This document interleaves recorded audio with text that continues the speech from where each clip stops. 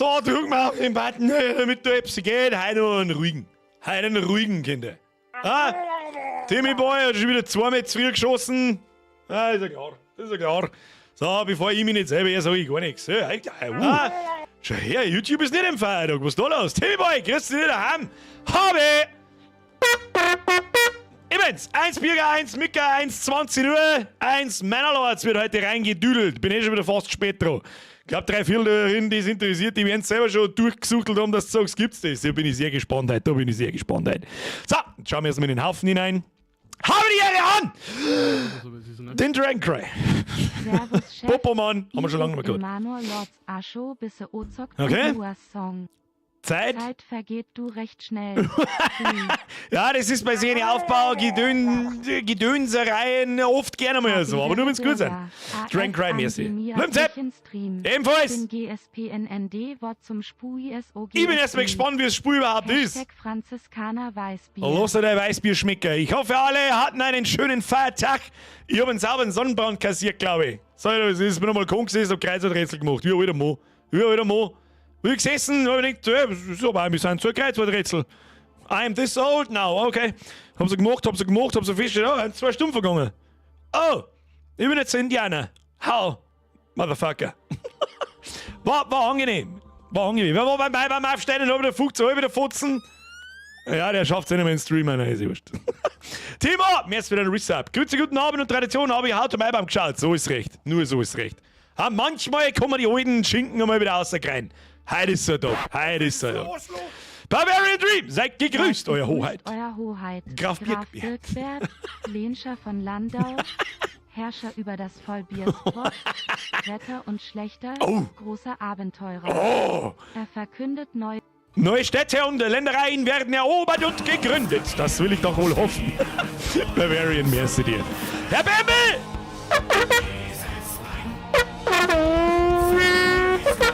Da war ich gehört! Es sind am Montag so viele neue Mitgliedschaften reingeschwappt, wie gut, der ganze April war ein wenig seltsam. Ich weiß nicht, was da momentan los ist, aber Mr. Colonel. Danke für Ihre Mitgliedschaft. Kuss auf die Nuss. Welcome to the Squad. Ab in den Chat. Ihr wisst, was dann da ist. Mehr so wieder heute nicht mehr dazu. Herr Bauer! Grüß Österreich! Endlich 4 Jahre Hashtag Noobgamer! Keiner von uns ist Noobgamer. Jeder darin ist absolutes Pro-Gaming gewohnt. Und egal, was er tut, es ist immer Pro-Gaming. Das ist das Allerwichtigste. Heute ist kein Blödel-Stream. Gleich mal für alle die Dinger so, geil, wo ist der Supermarkt, wo? Heute ist einmal wieder Mittwoch, ist irgendwie so der ernsthafte Gaming-Tag. Ja, Männerlords interessiert mich, habe ich auch schon sehr lange selber auf der Liste. Und es war extrem schwierig, nichts davon anzuschauen. Das ganze scheiß Internet ist voll mit dem Spiel und Bewertungen sind brutal und keine Ahnung. Ich weiß, es ist ein Aufbauspiel. Ich kenne keine Mechaniken, ich weiß nicht, was die Besonderheit ist. Ist wie Anno, ist wie City Skylines bloß im Mittelalter ist. Ich habe keinen Dunst. Wir werden es rausfinden. Ein paar Leute haben noch im Discord gerade noch ein wenig umeinander geschrieben, dass sie Probleme haben. Immer nur an sauberen Restfetzen von Maibam. An Restfetzen. Nikos, merci dir. Löwensepp, hast du den Soundtrack installiert, den es auf Steam gibt? Nein. Kriegt man den automatisch dazu, oder was? Bin mal gespannt. Wer ist immer für dich da, wenn du hinfällst? Der Boden. Der Boden. Der eine nach dem anderen. Nikos, merci für den Fünfer. Lass dir den Abend im Rausch leicht ausklingen. Sabrina, danke dir. Servus benannt, Montagsstream verpasst, aber für heute wieder dabei. So, das ist recht. Witz für Alkoholiker, wer ist immer für dich da, wenn du hinfällst? Der Boden. Der Boden ist ein guter. Da kann man sich auch am Healing, Embryostellung, im Rausch, weiß ich nichts. Am Besuchern passiert ja nichts. Bremst mit dem Gesicht, passiert nichts. Wirst alle 10 haben, wirst nicht blüten. Was ist? Schröi, mess wieder ein Resub. Deri, Birger, Frau und ich freuen wir uns auf einen geilen Stream, sagst der Frau Agina. Grüß, gibt's dir Feiertagspussy. Huber, nein, wir haben vom Mai aufstehen.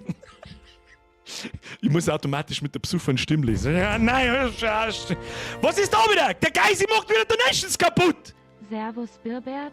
Da Tristan ist aus dem Winterschlaf zurück. Sei das so ein Geisi! Stream und schöne Grias aus Treifdan. Aus Treifdan! Und nirgendwo anders hin. Schöne Grüße zurück. 25 sind 2, aber wem erzähle ich das?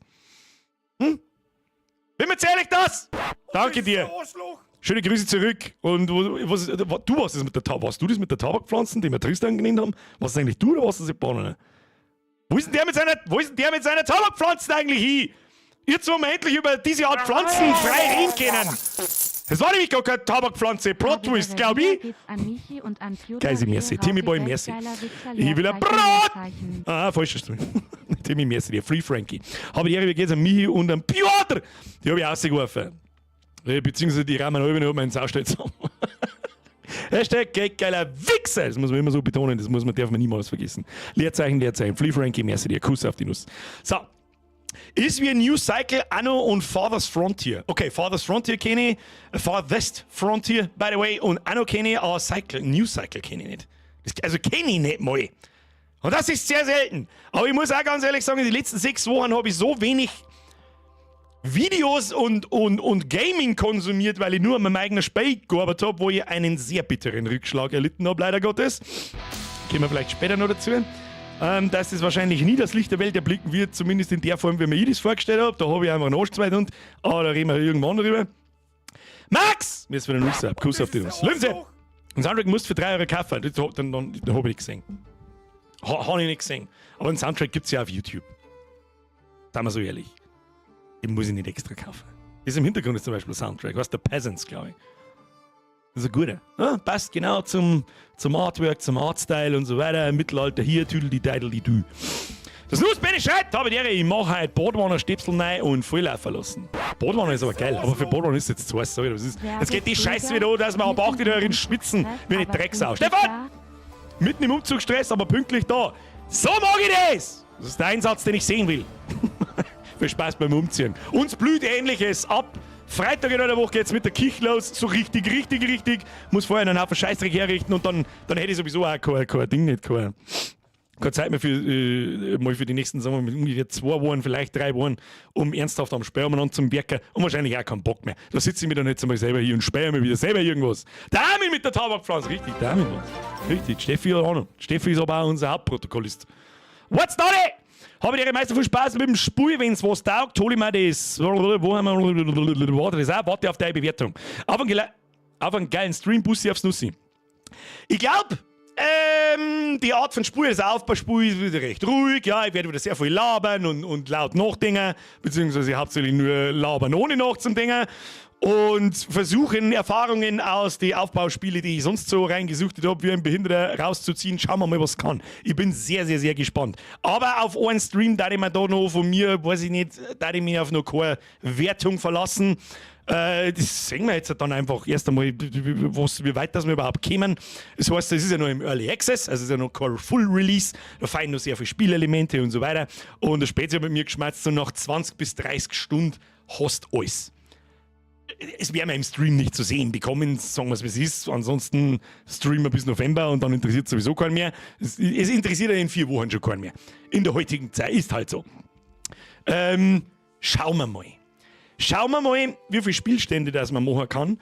Weil ich mag jetzt selber mal wieder was spielen und ich bin so ein bisschen auf der Suche, ja, offstream was zum Spielen. Eventuell fange ich einen zweiten Spielstand an. Such dir rein wie ein Behinderter und nächste Woche spielen wir dann noch mehr eine Runde und dann werde ich meine Erfahrungen teilen. Und dann, glaube ich, kann ich vielleicht auch eine bessere Wertung abgeben. Artbook und Soundtrack kosten 4 Euro, nicht 3 Euro. Ja, also jetzt, macht das gerade nicht Fred. Ich will trotzdem eins. Dann gehst du jetzt in die Küche und holst dir mal ein Stückel geschnitten. Brot! Ja, jetzt muss man Brot! So. Ach, leck mich doch am Arsch, Alter. Ich schau da beim Il Pain, der kommt mit dem 20er-Jährigen und das ist er mit dem goldenen Raum und dann kommst du. Wo kommt denn der Werner Max jetzt daher? Was zur Hölle tust du? Was soll Werner Max? Was? Warum? Ja, jetzt habe ich schon dreimal schauen müssen, ob da ein Komma dazwischen ist oder nicht. Gut, und ob schon ein E davor steht und nicht wieder irgendwie. Max! Was? Schon Fragezeichen? Ja, weiß ich nicht! Ich weiß nicht! Jetzt hätte ich fast gesagt, ich werde mich nicht beschweren. Irgendwie beschwere ich mich aber schon! Da kann ich nicht mehr. Da war am Montag auch schon wieder. Wo? Da, ja, hab ich gemeint, yes! Brot, Gersten! Gut, Arne. Gerste. Merci dir. Max Werner, ich weiß nicht, was ich sagen soll. Die Ansage kriegt jeder, dessen Namen ich zum ersten Mal in Verbindung mit diesen horrenden Beträgen sehe. Max! Ich muss mich drauf verlassen, du weißt, was du tust. Das ist völlig utopisch. Es ist selbst nach 5,5 Jahren, wird's mir niemals in den Schädel hineingehen. Niemals! Mittlerweile haben wir ja schon so weit in diesen 5 Jahren so weit gewissenhaft fortgeschritten, dass ich sage, kein Mensch sagt das beim Euro, bei einem Zwickel, beim Fünfer vielleicht, bei dieser Mitgliedschaft etc. Ist ja in Ordnung. So, ich bin nicht reich, es wird nicht arm, bla. Ab am 10er fängt schon somit, Alter, zweistellig fragwürdig. Wie viele Leute da in 20er und 25er man anscheißt, ist völlig utopisch. Dann so Leute wie der Austrian mit seinen 50er, das auch völlig aus dem Ruder läuft und ich hätte nichts sagen sollen. Aber dann wird es halt irgendwann dreistellig und das kommt so oft vor, dass ich da sitze und nicht weiß, was ich sagen soll. Ich muss mich darauf verlassen, dass ihr wisst, was jetzt. Vom ganzen tiefsten Herzen natürlich Dankeschön, aber das, was ich da tue, rechtfertigt kein Hunderter. Es ist einfach, es bleibt für immer utopisch, ich weiß nicht, was ich sagen soll. Ich weiß nicht. Ich kann nur lachen und gefreien und den Kopf beilen. Ist das eine akzeptable Reaktion? Ich weiß nicht. Gibt es da eine akzeptable Reaktion? Ich weiß es nicht. Dankeschön. Ilpain ebenfalls. Dankeschön. Kuss auf die Nuss. Die wirst du hier brauchen. Die Gersten werden wir wahrscheinlich brauchen. Karöttchenbar. Welcome to the squad. Striker Mike mehr zu den Resub. Madame Giftzwerg. Welcome to the squad. Grüßen Sie mit mir die neuen Mitgliedschaften. Welcome. Zitronenbaum mehr zu den Resub. Ja, so. Es ist 11. Nein, Schluss jetzt. Timmy Boy ist schnell. Ha! Dreistellig. No, vorm Komma. Vorm Punkt. Entschuldigung. Timmy Boy, mehr zu dir. Schluss jetzt. Ernsthaft. Jetzt hätte ich fast anstatt, dass ich der Alerts ausmache, hätte ich einfach auf Streamen beenden drückt fast. Ja, ich bring's dir total aus dem Konzept. Knädelbutzel, du bist jetzt der Letzte. Knädelbutzel, mehr zu wieder den Zwickel. Hier. Hochrennender Betrag. Was denn dann gegen der Alerts nicht mal? Schluss jetzt. Lausbur. Nein, Lausbur.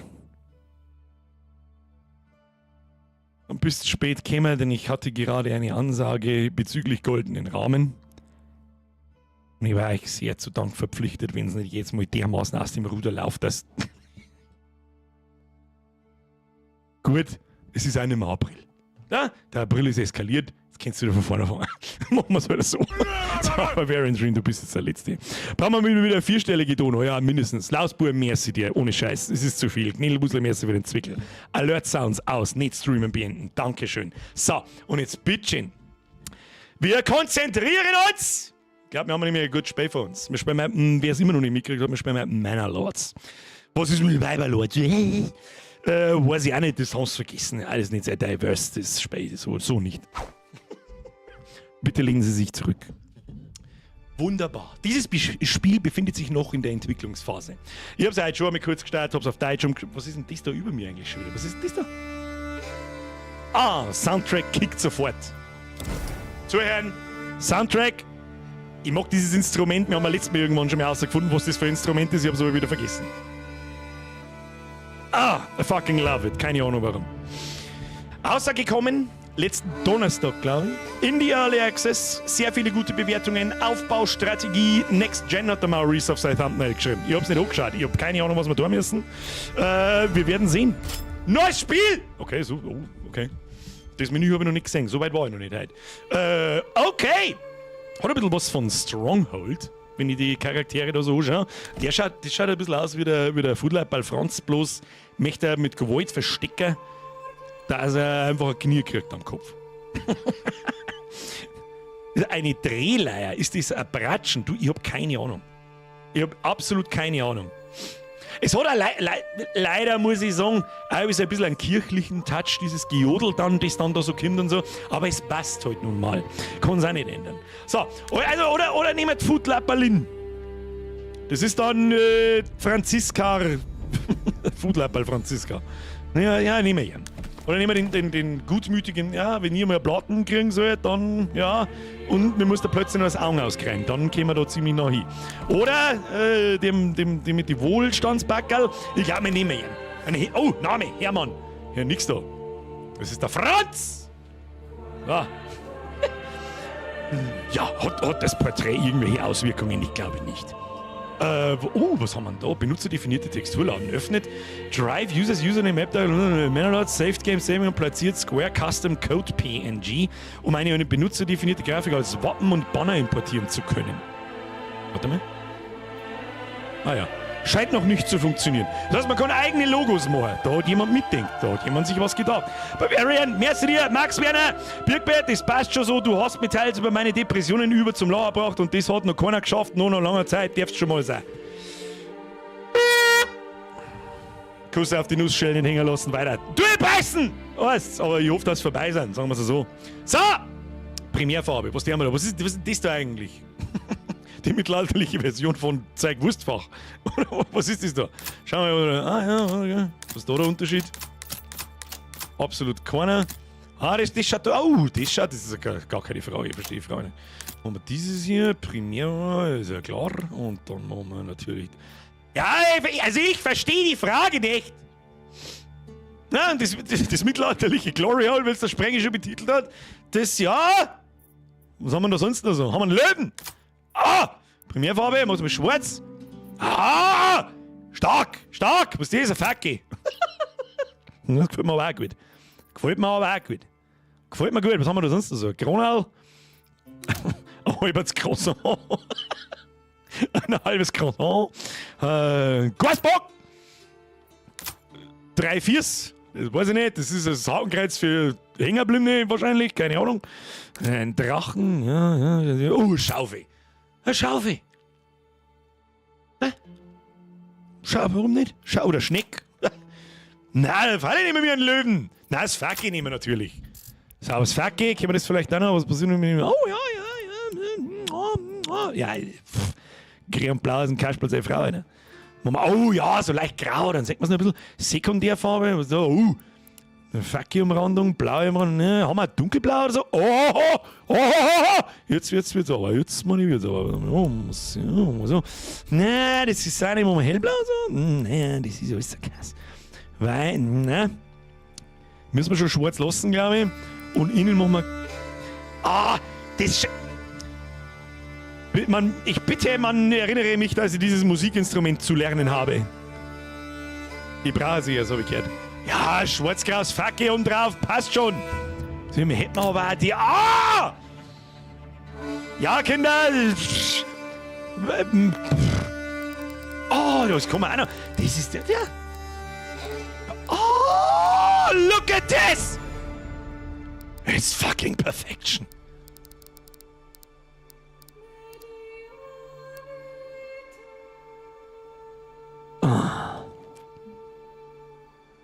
Perfection. Weiter. Haben wir mit der Franz. Ja. Was haben wir da noch? Anzahl der Exemplare. Ach, man kann da mehr. Das ist ja geil. Ja, da ist da schon mehr an mir gegeben worden, wie in manch anderen Spiele. Oh ja. Was noch geil war? Eine direkte Outline, damit man das Logo noch ein bisschen besser wahrnehmen kann mit komplexen Hintergrund. Aber das ist gut, gefällt mir gut. Weiter. So, wir schauen mal aus. Szenario-Vorlagen. Da gibt es ja schon einiges für das, dass das alles irgendwie... Early Access ist Spielsetup, Aufstieg zum Wohlstand, Voraussetzungen. Erfüllt die Bedürfnisse eurer Bewohner, plant und beherrscht eure mittelalterliche Stadt nach eurem Ermessen und kümmert euch nicht um kriegerische Auseinandersetzungen. Richtig gute deutsche Übersetzung. Siegbedingungen. Erreicht die Siedlungsstufe große Stadt. Danach könnt ihr auf Wunsch im Endlosmodus weiterspielen. Und da haben wir einen Haufen Vorlagenschwierigkeit. Da glaube ich, lassen wir mal auf Standard, auch wenn es eventuell scheiße beschissen schwierig ist. Was haben wir da? Auf Messers Schneide, baut eure Stadt auf und stellt so schnell wie möglich eine Streitmacht auf. Diese Lande werden von Räubern heimgesucht und Siedlungen ohne Verteidigung werden schnell zugrunde gehen. Das heißt, es gibt auch Kämpfe. Das ist was mir zum Beispiel in Anno abgeht. Ja, Landschlachten. Ich weiß, die gibt's in gewisser Weise, auch in die alten Teile vor allem, aber ganz ehrlich, die einen scheiße wie Kacke. Scheiße wie Kacke! Was haben wir da? Wiederherstellung des Friedens. 2 Gebiete im Norden werden von einem unrechtmäßigen Baron beansprucht, dessen Burg abseits der Karte liegt. In anderen unbesetzten Regionen befinden sich Banditenlager. Baut oder weiter so schnell oder langsam es euch beliebt. Sobald ihr bereit seid, könnt ihr den Baron zum Kampf um die nördlichen Territorien herausfordern. Das soweit kennen wir innerhalb vom Stream sowieso nicht. Deswegen darf ich mir jetzt einfach mal, was auch für mich der wichtigste Teil ist, ich finde, Kampf ist so ein nettes Nebenprodukt bei komplexen Aufbaustrategiespielen. Ich finde es geil, wenn er da ist. Es kann aber auch mal sein, dass ich einen Spielstand haben, wo ich, Alter, lass mich in Ruhe, ich mag jetzt nicht kämpfen. Ich mag einfach gemütlich dahin bauen, Hirn aus, passt schon. So, Siegbedingungen. Wachstum erreicht die Siedlungsstufe große Stadt, um das Spiel zu gewinnen. Aber man kann dann anscheinend weiterspielen, so weit wie man will, im Endlosmodus, wunderbar. KI-Gegner, die machen wir aus. Feind außerhalb der Karte, abwesend. Überfallshäufigkeit, keine Banditenlager zu Beginn, also das ist halt völlig ohne Kampf. Und erst einmal, das ist ja auch gerne jeder, der auch noch gespielt hat, das erste Mal in seinem Leben und dann 200 Stunden eingebucht hat, der weiß. Hallo? Ich fange da einmal an und so ab dem Midgame bis Endgame merkst du dann irgendwann, kommt ein neuer Gebäudetyp, der irgendwie mitten in die Stadt reinfriemelt, gehört so mit Fuck. Ja, jetzt muss ich von vorne fangen. Und dann der erste Pfannkuchen, der ist wie mit den Kindern. Ja? Das erste ist einfach irgendwie beschissen. Es ist einfach so. Startjahreszeit Frühling, Startvorräte Standard, Waffenlieferung, nö, Bedürfnisse der Bewohner ausgewogen, Zufriedenheit, mittelmäßiger Nachteil, Brunnenplatzierung, Grundwasser, Wetterereignisse ausgewogen. Ja, kann ich jetzt nur mutmaßen, was das alles zum Bedeuten hat, ist aber auch völlig wurscht. Mehr demnächst verfügbar, KI-Städtebau wird derzeit überarbeitet. Okay. Okay, ja, dann einfach starten wir und schauen wir, was wird das da sein, das weiß ich nicht, aber da steht eh schon Early Access Map, was auch immer es bedeuten mag. Sensi Seeds schreibt B, sonst kannst du nicht erweitern.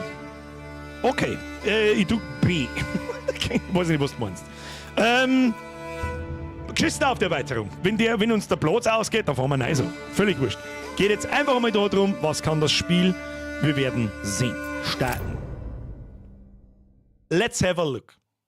Wieso bin ich da schon wieder auf 60 Frames begrenzt? Für was hat man nie Todesgrafikkarten in den Kasten eingesteckt? Weil wissen wir nicht.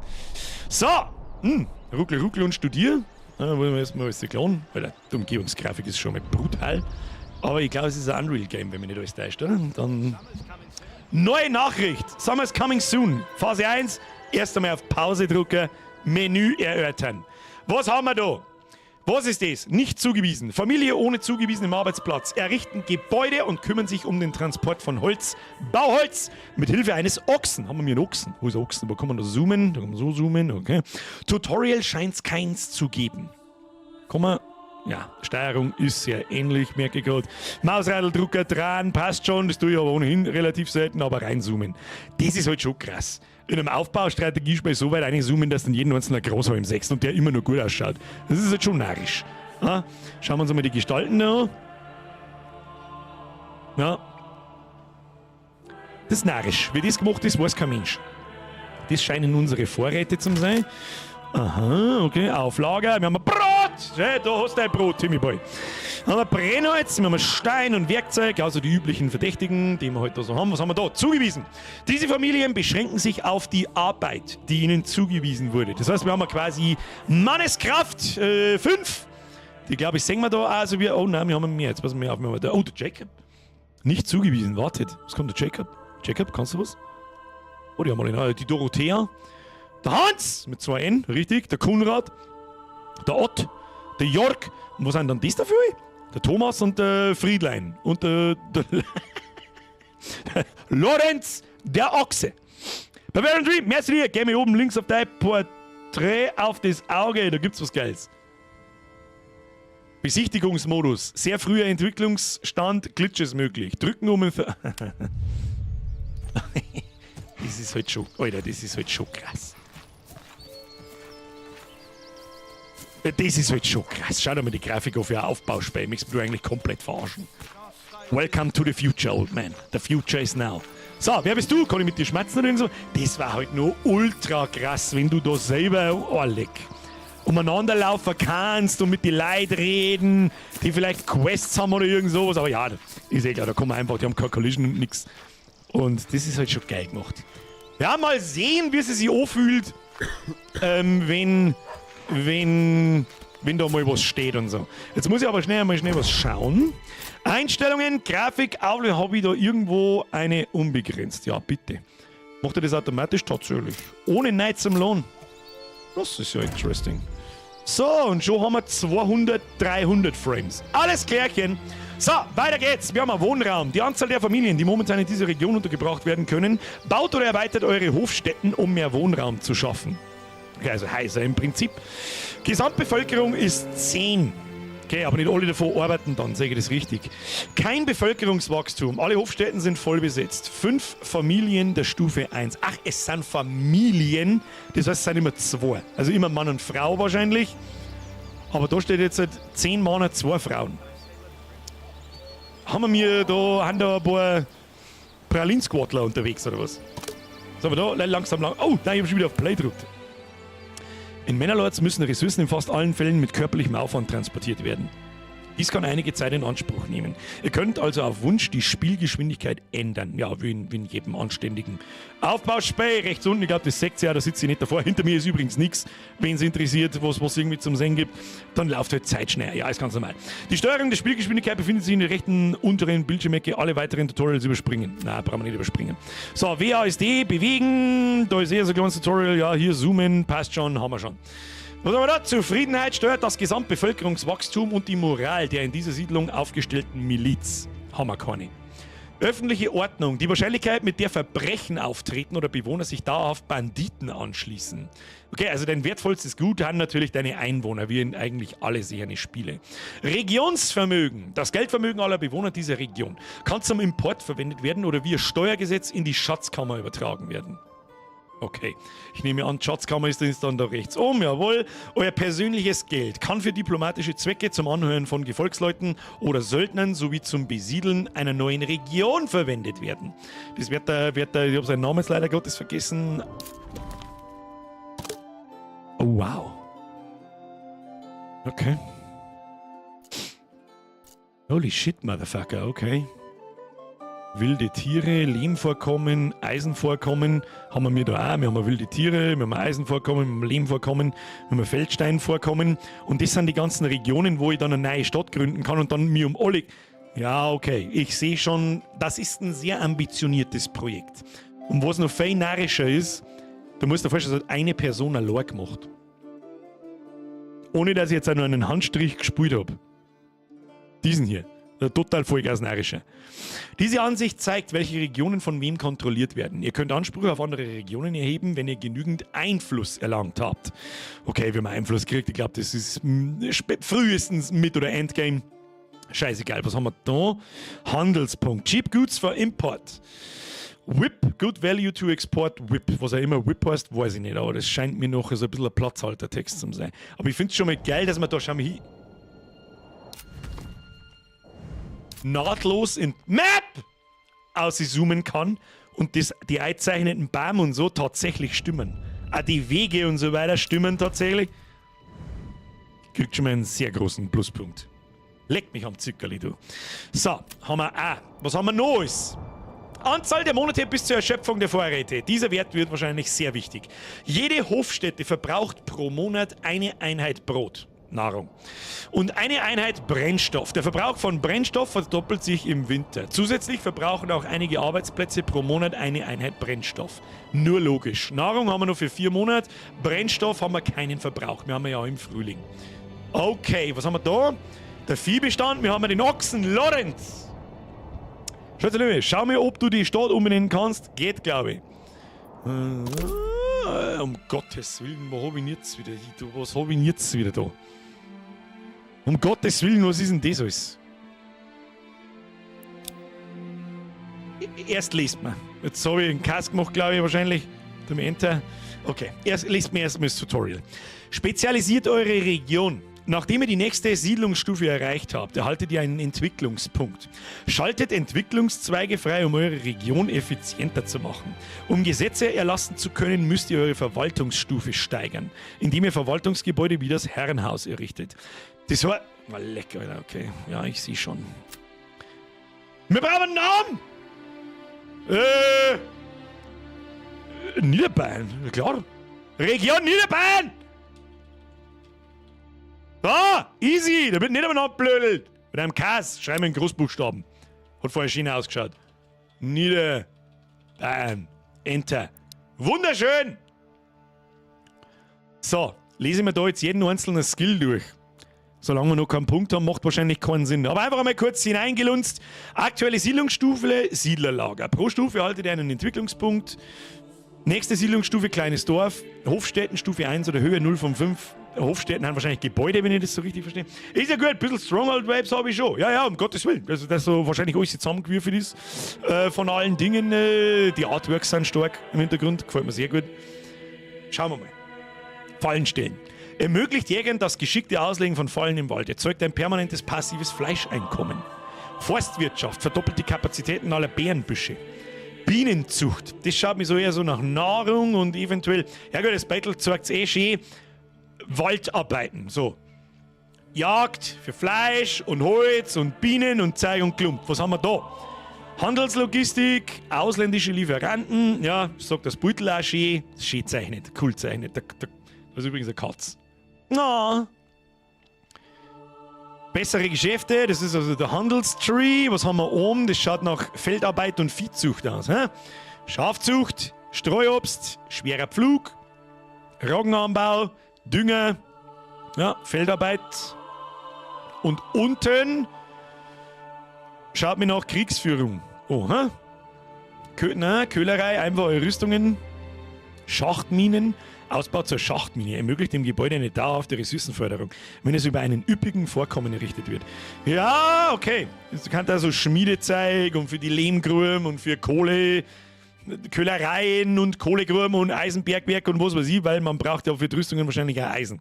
Aber in einem Spiel, wo man keine Schlachten nicht führt, werden wir wahrscheinlich keine Rüstungen brauchen. Das wäre dann Verschwendung. Aber who knows. So, Gesetze. Gottes Willen, Alter. Jagdrevier. Wilde Tiere in üppigen Vorkommen pflanzen sich doppelt so schnell fort, allerdings liefern Feldfrüchte um 50% weniger Ertrag.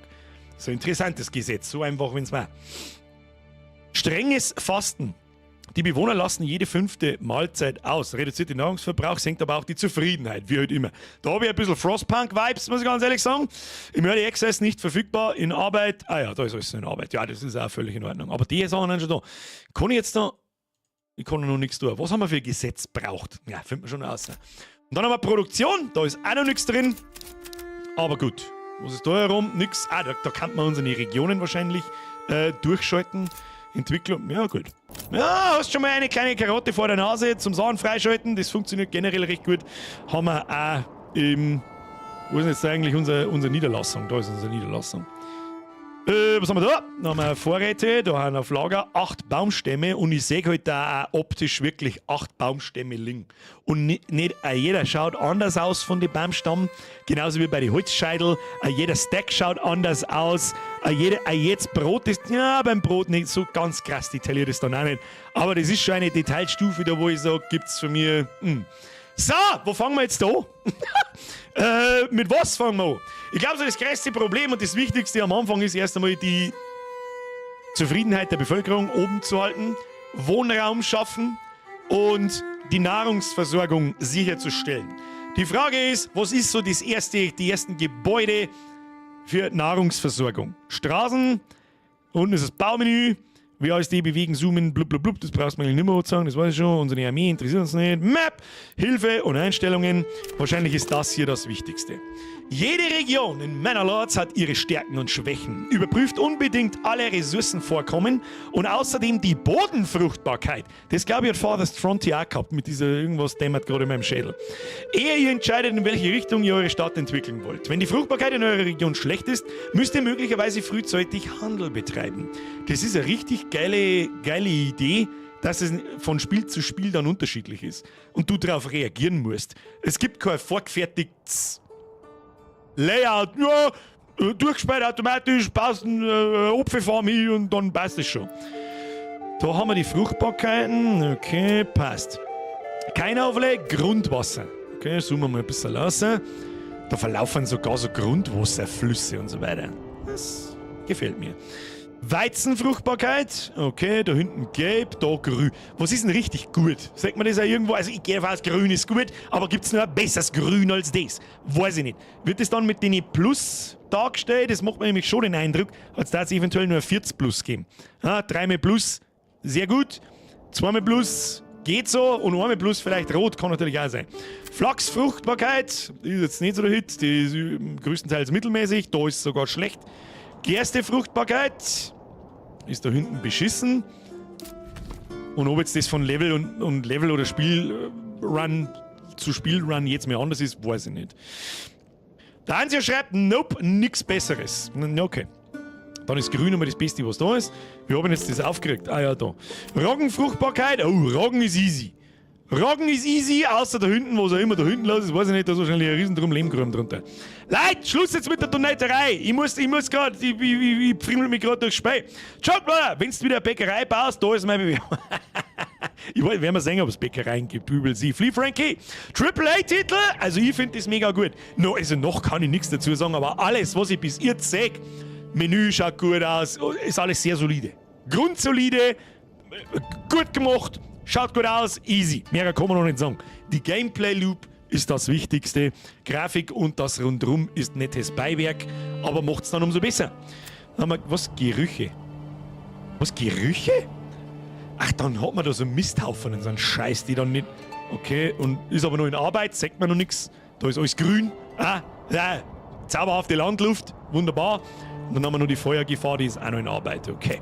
Wollen wir kein Overlay? Schauen wir mal. Was haben wir da für Gebäude? Holzfällerlager, der Klassiker. Arbeiter fällen Bäume in der Nähe, um Bauholz zu produzieren. Dann haben wir eine Brennholzhütte. Arbeiter fällen Bäume in der Nähe, um Brennholz zu produzieren. Das heißt, wir haben zwei verschiedene Gebäude, einmal für Bauholz, einmal für Brennholz. Dann haben wir Arbeiter nutzen Bauholz, um Bretter herzustellen. Haben wir das Forsthaus. Die Arbeiter pflanzen in den markierten Gebieten neue Bäume. Das ist einmal so der Kreislauf des Waldes. Da würde ich sagen, nehmen wir das rechts da ist ein Haufen Platz, das bleibt unsere Holzzufuhr. Was haben wir da? Der Kohlemeiler, da brauchen wir nur eine Entwicklungsstufe mehr, kriegen wir erst noch. Und dann haben wir da die Nahrungsproduktion, ein Jägerlager.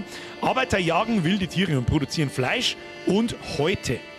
Was haben wir da? Eine Sammlerhütte. Arbeiter sammeln Beeren von nahe gelegenen Beerenbüschen. Jetzt ist die Frage, wir haben ja eine eigene Ressource, habe ich schon gesehen, offensichtlich mit Nahrung. Was ist denn das da eigentlich? Derzeit angezeigt, Warenüberschussstandard. Was heißt das? Derzeit angezeigt, gesamter Lagerbestand. Warenüberschussstandard, gesamter Lager... Okay, ich weiß jetzt noch nicht, was da damit gemeint ist, aber das findet man schon noch raus. Obdachlosigkeit. Diese Leute warten auf ihre Fertigstellung weiterer Hofstätten.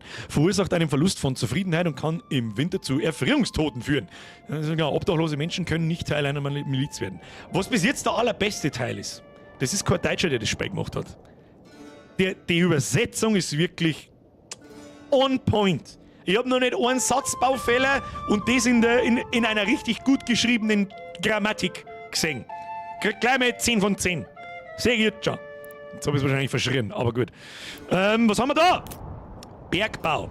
Sturmnetzlager und eine Abbaugrube. Erforderlich, um Eisenerz aus Eisenvorkommen und Lehm aus Lehmvorkommen zu bauen. Da haben wir dann schon wieder bloß ein Gebäude, aber für die ganzen Holzsorten haben wir verschiedene Gebäude. Das ist ein wenig seltsam, aber ist ja wurscht. Dann haben wir Logistik. Alter, wie viele Gebäude haben wir da? Logistik. Was haben wir da? Ein Speicher. Ein Lagerhaus. Kommt dann wahrscheinlich auch wieder drauf, ob man das geschickt platzieren muss. Das war in Farthest Frontier, glaube ich, genauso. Das dumm ist, dass wenn man, ja, werden wir sehen. Packstation. Nutzt dieses Gebäude, um Tauschhandelsrouten einrichten zu können, mit deren Hilfe ihr Waren zwischen Regionen unter eurer Kontrolle verschieben könnt. Benutzt Packesel um bis zu 20 Einheiten pro Ware. Das ist im Prinzip das Inselsystem von Anno. Ja, mit den Schiffsrouten hin und her fahren und so weiter. Und da haben wir einen Anbindebalken. Ich glaube, an sich hat der Lorenz schon. Sehe ich das richtig? Ja, da ist schon ein Anbindebalken. Bietet eine Stallfläche, die zugewiesenen Familien werden dauerhaft zu Ochsenknechten, mit deren Hilfe logistische Abläufe beschleunigt werden können. Okay? Dann haben wir Wohngebäude. Alter, wie viel Scheiß gibt's denn da jetzt schon? Ich komme jetzt schon gar nicht klar. Der Klotti schreibt, fang mir an. Was fang mir an? Nur der dumme Trottel fängt das Bauen an, bevor er nachdenkt und erstmal schaut, was es gibt. Hofstätte, Stufe 1, Baukosten 2, Holz bietet Wohnraum für eine einzelne Familie. Sichere brauchen wir auf alle Fälle. Dann haben wir Brunnen, versorgt Hofstätten mit Trinkwasser, ermöglicht Brandbekämpfung. Muss oberhalb des Grundwasservorkommens errichtet werden. Sehen wir mir das automatisch? Oh ja, sehen wir tatsächlich automatisch. So, wie viel Holz haben wir? 8. Das sollten wir uns jetzt gut überlegen, was wir mit den 8 Holz machen. Wenn wir nämlich jetzt lauter Sachen bauen und keine Holzproduktion, dann sind wir halt selber Trottel. Eine Taverne, eine Holzkirche, ein Leichengruben, Landwirtschaft, Industrie, alter Schwede, da ist ja Viehhandelsposten, Handelsposten, da Siedlerlager haben wir. Und dann haben wir einen Bildstock, zumindest gegenwärtig rein kosmetischer Natur. Befreit ein Gebiet von nicht spielerrelevanten kleinen Büschen und Felsen. Buschwerk entfernen. Ja gut, Phase 1. Wir brauchen eine Holzproduktion. Wir haben bloß 8 geschissene Holzbalken. Das heißt, wir brauchen ein Holzfällerlager. Und jetzt bin ich mal gespannt, wie das funktioniert mit der Straßenanbindung. Was bedeuten diese Tab-Benennung anzeigen? Was für Benennung anzeigen? Okay, da sehe ich, was für ein Gebäudetyp das ist, oder wie? Was heißt das da? Diese werden nicht geköpft, das weiß ich noch nicht. Was scheint mir ein Lager zu sein? Das ist der Ochsensepp. Linke Maustasten dran. Straßenanbindungspunkt. Okay. An Straße einrasten. Sollen wir an Straße einrasten? Das ist ja gut, wir haben ja noch keine Straßen. Ist ja vollkommen wurscht. Wie machen wir das jetzt? Ich glaube, dass die Besonderheit ist, in Anno hat man normal so ein Raster. Und da kann man einfach frei platzieren. Das heißt, wir stellen unser Holzfällerhütten natürlich neben dem Wald. Da stellen wir da hinten dran. Die stellen wir da hinten dran. Und die anderen Häuser machen wir direkt daneben und dann bauen wir einen Weg zum Lager oben und dann ist das gut. Stell sie das Ding. Jetzt bin ich erstmal gespannt, was passiert. Nicht zugewiesene Familien widmen sich automatisch der Errichtung von Gebäuden. Das haben wir schon. Alles klärchen. So, tun wir Straße bauen. Bauholztransport. Bauholz muss mit Hilfe von Ochsen transportiert werden. Bewohner erhalten den Ochsen automatisch, wenn sie ihn benötigen. Okay. Jetzt bauen wir mal eine Straße. Kostet eine Straße irgendwas? Nö. Schauen wir mal. Kann man da eine Kurven machen oder so? Sehe ich jetzt noch nichts. Aber das verbinden wir jetzt auch mal. Und schauen. Okay. Das macht natürlich jetzt keinen Sinn, aber. Ja, bau einfach mal, ist eh wurscht. Kostet ja auch nichts. Kann man das wieder wegreißen? Bauholztransport, Hammer. Gibt es einen Einreißmodus? Vielleicht das da, Buschwerk, Buschwerk entfernen ist es nicht. Irgendwo kann man mit Sicherheit, da kann man recht. Da hat man Kurven zeigen können. An manchen Arbeitsplätzen können die Bewohner mit Hilfe von Handkarren bis zu 10 Waren auf einmal transportieren. Allerdings ist das Ziehen eines Handkarrens abseits der Straße extrem langsam. Achtet daher darauf, dass ihr eure Gebäude mit Straßen verbindet oder verbunden sind. Macht schon Sinn. So, wie hat jetzt der die Kurven da zeichnen? Tun wir nochmal. Nochmal. Ah, okay. Und da dann weitermachen. Das ist ja cool. Schön gemacht. Kann ich das abbrechen auch wieder irgendwie? Ah ja, mit rechter Maustaste. Sehr schön. Yo! Dann da jetzt hier mal sagen, machen wir da hier. Dann verbinden wir einfach mal die ganzen Dinger da, weil die stehen ja nicht so kreislich nah beieinander, dass es spät ist. Bauen wir mal hier noch. Bauen wir mal da her. Und dann bauen wir da. Ah, der Ochsenkorn, der wieder dumm baut. Werden wir schon irgendwie wegreißen können dann. Machen wir mal so. So, zweites Gebäude. Brennholzhütten brauchen wir noch nicht unbedingt, aber wir brauchen unbedingt eine Sägegrube wahrscheinlich für die Holzbredel. Oder brauchen wir die überhaupt? Bredel brauchen wir nämlich noch gar nicht. Die ganzen Gebäude kosten nämlich bloß Baumstämme. Und zwar alle. Ein Jägerlager. Arbeiter jagen wilde Tiere, produzieren Fleisch und Häute. Fleisch kann man brauen, Beeren kann man auch brauen. Ja, los geht's. Die Frage ist, wir haben da jetzt, indem man das mal weggehört, wir haben da jetzt so Gebiete. Wilde Tiere 19 von 20.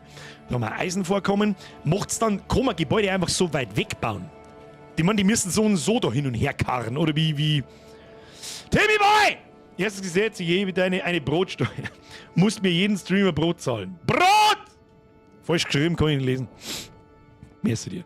Jogblader, merci dir. Free Frankie, merci. Selbstspieler, Luki, Stolzer Löwe, merci. Schluss jetzt mit Tipps, ich mag selber erkunden. Ich darf jetzt einfach einmal die Jägerhütte nicht zu weit weg, aber auch nicht zu nah da platzieren. Die nehmen jetzt einfach mal da her, die sollen dann umstachseln, so ein Jungen wieder kommen, passt schon. Und wenn dann reißt was ab, bauen wir es woanders hin. Bauen und rausfinden, Kinder. Und irgendwo haben wir noch Bären. Was haben wir da? Lehmvorkommen. Und mitten im Wald ein Bärenbüsche. Saisonal wächst üppiges Vorkommen. Ja, hilft das sowieso nicht. Da tut mal Bärle, die haben wir auch noch einbauen. Da werden wir schon aufs Maul fallen, wenn wir so eng zusammenbauen. Wir werden sehen. Da haben wir Bärle da herzimmern. Und dann können wir eigentlich langsam mal auf Play drücken und schauen, was passiert. Neue Nachricht. Worin andere Schwierigkeiten vermuten, erkennt ihr Potenzial. Dieses Land soll unter eurer fähigen Obhut reich werden und gedeihen. Reicht die Siedlungsstufe große Stadt, um den Sieg zu erringen. Auf in goldene Zeiten. Schöne Artworks, by the way. So, los geht's. Stopp, Leertaste, kann man auf Pausieren drücken. Sehr schön. In Männerlords benötigen Familien Nahrung und Brennstoff sowie ein Dach über den Kopf, um überleben zu können. Überwacht die Vorräte. Ja gut, das haben wir selber schon so ein bisschen erörtert. Und wir brauchen da einen Förster herbauen und dann da die nämlich sagen, da machen wir mal unseren ersten Wohngebäude her. Und den Wald da, den holzen wir einfach weg und erweitert man dann nach links. Den Wald, den lassen wir bestehen und bauen wir auf Försterhütten. So, jetzt schauen wir mal, was da passiert. Das darf mich schon interessieren. Wird die... Okay, kurzer Ruckler, aber das ist in Ordnung. 1, 2, 3, 4, 5, 6, 7 Baumstämme sind noch drin und die sind auch tatsächlich nur noch 7. Und der Teufel zückt jetzt den da um. Ich meine, das macht Anno auch, aber mit dem muss es ja ein bisschen, zumindest in meiner Welt, vergleichen lassen müssen, weil Anno habe ich mit Abstand die meiste Playtime. Da wuseln schon, geht schon los. So, jetzt bin ich gespannt, wie das Aufbauen ausschaut, wie lange das dauert und so weiter. Ah. Die reden auch irgendwas, ich verstehe es nicht gescheit, irgendwas mit einer Sonne. Bisschen mal anschauen. Was tut der Jörg? Nicht zugewiesen, planiert das Gelände. Okay. Der Veit, nicht zugewiesen, planiert das Gelände. Oh, Holzfällerlager, Bauprioritäten kann man da einstellen. Das Gebäude ist fertig. Jägerlager ist aber schnell gegangen. Stopp. Wählt es aus und weist ihm meine Familie zu, wenn ihr mit der Produktion beginnen möchtet. Das ist aber jetzt schnell gegangen. Also das Jägerlager besteht offensichtlich bloß aus ein paar Steckern und das war's. Da, nimm doch die Dorothea. Wie kann man da zuweisen? Erstes Menü eines Gebäudes. Jägerlager in Niederbayern. Spiel gespeichert. Was haben wir da? Abreißen? Nö. Versetzen? Sehr gut. Gebäude pausieren. Die üblichen Verdächtigen. Gebäudereiter anheften. Trennt dieses Fenster vom Gebäude. Kann man das so auch verschirmen? Ah ja. Bleibt das dann immer da? Ah, schade. Schade. Wenn ich nämlich irgendwo hinklicke, aber es bleibt immer sicher. Ah, okay, das ist in Ordnung. Es war aber geil, wenn sie sich die Position merkt und dann beim nächsten Mal, wenn ich draufklicke, auch wieder da aufgeht. Das war geil. So, Jagdlimit. Was bedeutet Jagdlimit? Oh, geil. Das typische, mittlerweile weiß ich, ist das typische Unreal 5 Tooltip. When population of a herd drops to this number, workers will stop hunting. Ist noch nicht übersetzt offensichtlich. Das heißt, wenn in einem Jagdgebiet 10 Viecher haben, dann hören sie auf zum Jung, um die Bestände aufrechtzuerhalten. Super geiles System, habe ich so noch in keinem Spiel nicht gesehen. Dann haben das wahrscheinlich die Familienmitglieder. Familie zuweisen. Ist das jetzt eine ganze Familie oder eine Person? Ja. Und es war natürlich geil, wenn jeder Bewohner sein eigenes kleines Porträt hätte, das man dann da sieht, um sie mit den Bewohnern besser zu identifizieren. So. Ja, dass einem die vielleicht ans Herz wachsen. Wer weiß das schon, wenn ich schon so viel... Aber um Gottes Willen, war nur geil. Auf Lager, allgemeines Lager 0 von 12, Lebensmittellager 0 von 36. Es wurde nichts eingelagert. Jetzt muss ich mal schnell schauen. Dann haben wir da mal wieder Minus. Ah ja, also ein Slot ist eine, ich muss nicht in Personen rechnen, sondern in Familien. Ein Slot ist eine Familie, wahrscheinlich A2 Personen. Wir da herum, wir haben da jetzt 5 Familien. Wenn ich auch nicht zuweise, haben wir nur noch 4 Familien. Ist okay. Ist ein bisschen komisch, aber... Oh! Da schau hin, da haben wir es schon fast. Der Jörg, Entschuldigung, und der Ott. Was haben wir da? Wohnhaus anzeigen. Ah ja, die haben ein Siedlerlager, die haben noch keins. Die sind Jäger, Arbeitsplatz anzeigen, Familien in anderen Arbeitsplatz zuweisen. Da haben wir erweitert, an Straßennetz angeschlossen, unbegrenzter Arbeitsbereich festlegen. Testen wir auch gleich mal. Set Work Area, Cancel, Control, Adjust Size. Ah ja. Ja, da sind auch ein paar Teile noch nicht übersetzt, aber es wird angezeigt und schaut gut aus. Okay. Nice to know. Brauchen wir jetzt mal noch nicht mehr. Wir lassen das Jagdlimit bei 10. Die sollen also anfangen. Das passt. Ganz ehrlich, erster Eindruck, wir haben noch fast nichts gesehen. Das Spiel ist so dermaßen weit, dass es eigentlich schon fast narrisch ist. Leck mir am Arsch. Was der Typ da vorhat. Okay, was haben wir da? Das sehen wir nicht gesehen. Lassen wir weiterlaufen. Da, der Ochs zieht den nächsten Balken raus. Hat der jetzt gerade gesagt? Just one more log? Das heißt, diese scheiß verdammten Bewohner reagieren darauf, was zum tun haben und sagen die richtigen Sachen?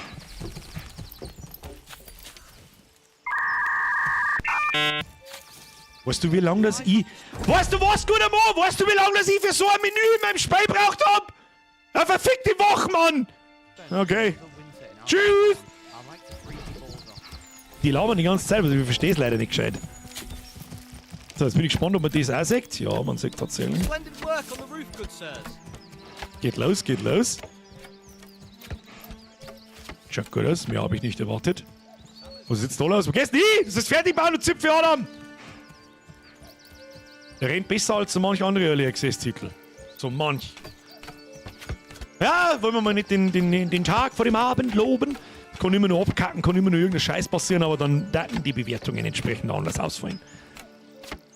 Schön detailliert gemacht. Du siehst jedes einzelne Brill ohne Nageln. Und zwar auch wirklich nur, wenn die Person dann wieder ans Haus ohne geht und weiterhaut. Have you marked the joists for the rafters already? Was? Fuck, ich verstehe nicht gescheit, was er sagt. Ich glaube, die reagieren tatsächlich drauf, was sie bauen, was sie noch brauchen und so weiter.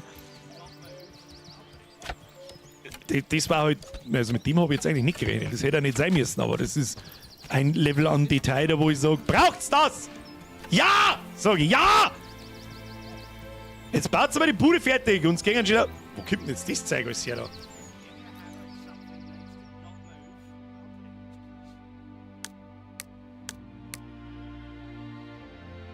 Baumer? Ach so, das sind die Kategorien.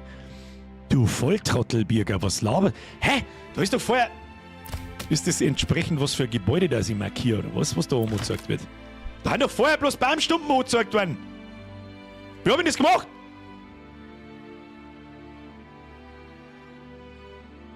How did I do it? I don't know. Okay. Anyway. Okay, das sind die Kategorien. Da drin sagen wir haben noch 5 Bauholz, keine Brill, 20 Storziehen, Werkzeug. Holzteile, Dachziegel, Steinblöcke. Nahrung ist nicht nur Brot, also auch Brot im Brot, aber es gibt auch Beeren und Fleisch natürlich. Ich weiß zwar nicht, ob das dann gekocht werden muss, aber das werden wir schon herausfinden.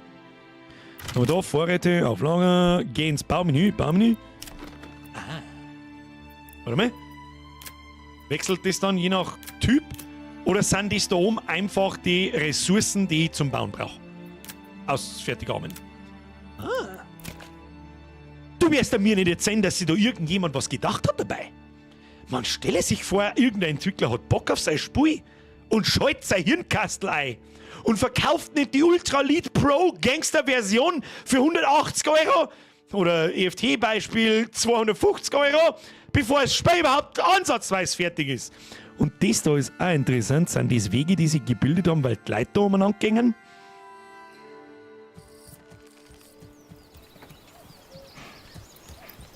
Sind das Wege, wo die Leute gehen oder wo haben das einfach so random angeschlossen an die Straße dann? Ah, schauen wir mal ein wenig zu. Übertreibt. Wer ist denn? Der Hans! Hans, hast du wegen Holz hacken? Freilich. Und aus der Holzhacklerei baust du erst einmal ein Steinfundament. Das macht natürlich Sinn. Späßle. Ah ja, sauber am Boden gelegt. Was bauen wir da gleich wieder hin? Ah, der Bärensammler. Der Bär, ein bisschen ruckeln tut es ab und zu mal, was auch immer da geladen wird. Ich habe keine Ahnung. So, was mich jetzt noch interessieren hat, ist, wo sind unsere Jäger? Wo haben unsere Jäger? An die. Oh, die haben schon was gefangen. Die nehmen wir mir zu. Oh, schau hier. Alter, gibt er das Level an Detail, Alter. Ich möchte. Es ist nicht so, als hätte man das nicht schon mal irgendwo gesehen. Aber ich wiederhole, das ist von einer einzelnen Person gemacht. Da kann man ruhig mal. Gebäude ist fertig, Holzfällerlager. Während menschliche Arbeitskräfte zugewiesen werden müssen, wird Arbeitsvieh standardmäßig auf Arbeitsplätze aufgeteilt. Im Reiter erweitert könnt ihr Tiere jedoch auch dauerhaft einem Arbeitsplatz zuweisen. Beachtet lediglich, dass ihr über einen nicht zugewiesenen Ochsen verfügt, falls Gebäude errichtet werden sollen. Das heißt, wir brauchen immer einen freistehenden Ochsen. Ich kann aber der Holzfällerhütte einen Ochsen zuweisen, dass der die Baumstamm vom Wald auserzieht, die Gefällten. Okay. Okay. Und also bis 2024 dauert, bis sich irgendjemand neue Mechaniken für eine Holzfällerhütte ausdenkt. Ganz großes Lob von mir. Bis 2024 von einem einzelnen Entwickler irgendwo im Echten.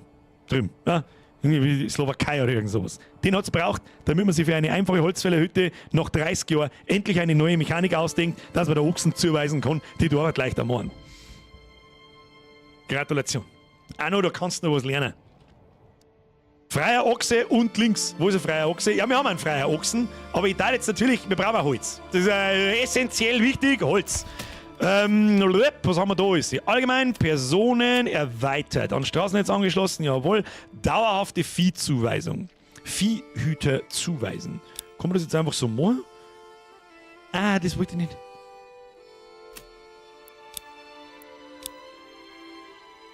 Wieso schaltet das da den Reiter um? Naja, ist ja wurscht. Dann haben wir einen Viehbestand. Lorenz! Der transportiert. Was macht der Lorenz? Lorenz, was machst du? Der Lorenz steht einfach nur umeinander. Ja gut. Steckt mal eine Familie rein. Personen, der Jacob und die Dorothea. Das schaut gut. Oh, das habe ich vorher gar nicht gesehen.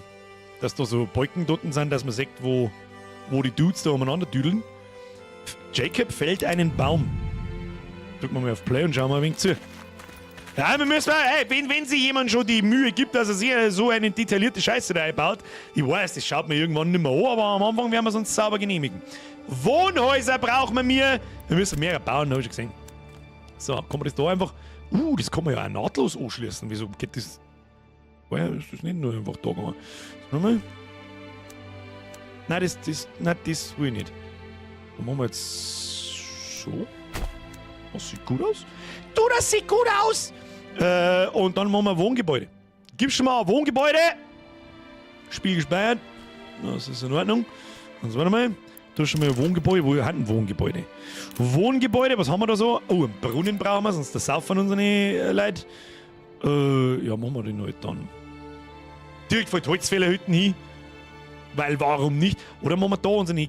Ja, da machen wir schauen wir mal, ob wir dort Produktion reinkriegen. Da machen wir Wohngebäude hin für den Staat. Wohngebäude machen wir mal in die Nähe. Ziehen wir mal da her. Was kostet der Teufel überhaupt? Oh, ein Baumstamm, wie viel haben wir? 4. Wohngebäude kostet 2. Das heißt, Hofstätten bauen wir gleich einmal 2, bevor wir... Oh! In Gottes Willen, was ist das? Flexible Felder! Einige Gebäude verfügen über flexible Grenzen. Bestimmt 4 Punkte, um ein Gebiet zu markieren. Ich meine, ich sehe es ja um. Der Cursor rastet an Straßen und Gebäuden ein und es wird versucht, eine möglichst natürliche Form zu erzeugen. Zweitens definiert eine größere Fläche, um Platz für zukünftige Erweiterungen zu lassen. Und das ist der wichtige Punkt. Irgendwann gespannt dann im Mid- oder Endgame. Fuck, ich weiß, ich sauber das klar brauche, ich krieg nichts mehr rein. Und bevor ich jetzt alles abreißen, machen wir alles nochmal komplett. Nein, hilft nicht. Wird passieren, wird mir auch passieren, egal. Die ersten 2 Punkte markieren standardmäßig die Vorderseite des Hauses. Okay, das sagt man ja auch. Also wo der Boden vom Haus ist, das ist die Vorderseite vom Haus. Alles klar. Ja, also 100% klar ist nicht, sage der freiweg, was ist, aber... hoppala, nein, das wollte ich nicht. Ah, nein, das wollte ich nicht. Da wird mehr. Wohngebäude, was haben wir da noch? Ein Marktplatz bietet den zugewiesenen Familien Platz, auf dem sie Marktstände errichten können, um ihre jeweiligen Produkte an die Hofstätten zu verteilen. Ein gesundes Verhältnis von Angebot und Nachfrage an Waren ist notwendig, um die Bedürfnisse der Bewohner zu erfüllen und die Zufriedenheit auf einem hohen Niveau zu halten.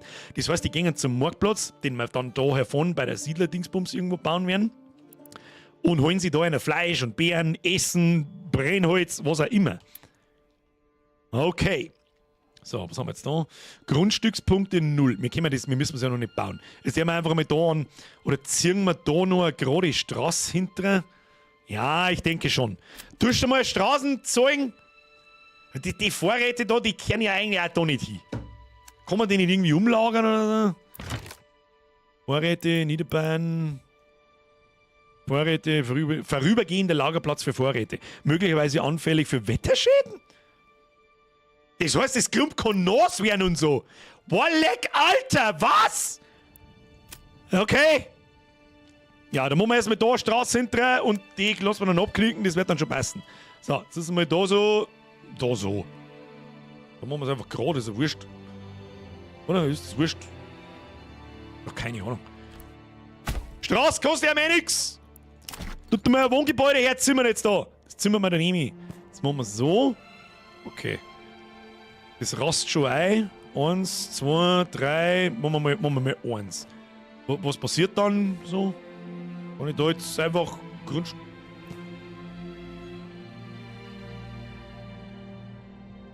Was? Was bedeutet das kleine Plus da, wenn man da 2 Häusler einbaut oder was? Aber da steht dort ein Hofstetten 1. Oder ist dieser Anbau der zukünftige Platz für Erweiterungen? Schauen wir mal, Grundstückspunkt platzieren, abbrechen, Straßenanbindungspunkt haben wir, Hausstandort, hinten ist die Erweiterung, der untere Bereich ist der, aber das ist ein ultra geiles System, sowieso auch noch nicht gesehen. Und an Straßen einrasten. Aber ich weiß jetzt gerade, das eine Haus ist mir schon klar, aber das Haus mit Plus, was bedeutet das? Weiß jemand einen Speicher und Lager zu? Wir haben noch keinen Speicher und noch kein Lager, glaube ich. Kommt alles noch. Alles mit der Ruhe. Alles mit der Ruhe, Leute! Gemütlich Spei und ich riech's jetzt schon heiles. Ich kann nicht richtig reden. Heiliges Kanonenrohr, Alter. Wenn das so funktioniert, wie es in mein Hirn gerade zusammenrennt. Oh wow. Oh wow. So, jetzt machen wir noch mit 2 Rasterpunkte. Und dann machen wir einfach mal so länglich so. Ah ja, und dann werden 2 Buden dran. Das check ich nicht. Was ist das da? Ein zusätzlicher Anbau, ein Schupfer für die eine Hofstätten. Da werden sie nämlich dann 2 Hofstätten. Und das hinten ist die Erweiterung. Haus mit Plus ist für Wohnraumerweiterung. Ja, brauchen wir. Ja, gleich in die Zukunft geplant. Da. Wobei das ein bisschen fabellos ist. Hä? Das heißt, ich glaube, 2 Raster, die nach hinten schräg zulaufen. Genau. Bis das Ding erscheint,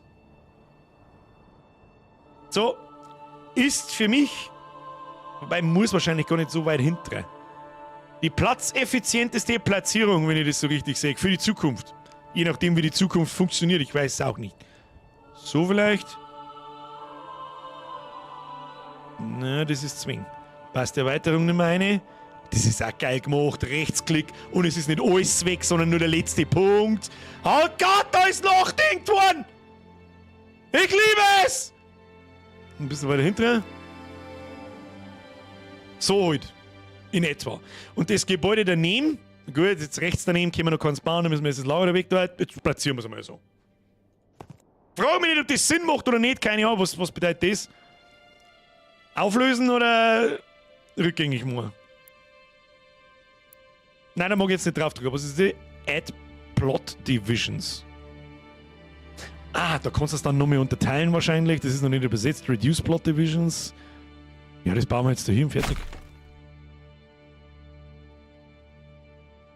Learn it the hard way. Das werde ich noch 100.000 Mal ändern, wahrscheinlich, was da das gescheiter ist, wenn man das einbaut. Aber jetzt können wir es ja so machen, dass wir hier vorne vielleicht schmal lassen und hinten breiter machen. Schauen wir mal, was passiert. Naja, das klang nicht. Das klang ums Arschlecken nicht, weil vorne an der Straße das leider Gottes Ei rast. Aber jetzt warte mal, kann ich das ausschalten? Ja, das rast aber halt trotzdem Ei an der Straße. Ich möchte jetzt ein Strichel weiter links, nicht 2. Sonst funktioniert, sonst müssen wir so einen Kreis bauen. Ja, weil die Vorderseite nicht mehr breiter ist wie die hinter. Oder man macht es einfach wirklich parallel. Das heißt, die hinteren Seiten genauso lang wie die vorderen und es ist immer gleich. Machen wir so. Ziehen wir da ein bisschen so her. Ne? Obwohl wir nicht müssten. Aber ist ja wurscht. Ziehen wir mal hin. Bauen wir hin. Zack. Und dann drücken wir auf Play. Und jetzt darf man als Sperr ein wenig was machen, damit wir da vom Fleck kommen. So, oh, im Brunnen müssen wir noch ein Straßennetz anschließen. Machen wir so. Das mache ich passt. Wo zirkt denn jetzt er den Holzpflug hin? Wir brauchten da noch einen Holzpflug. Wer in Gottes Namen braucht da noch einen Holzpflug?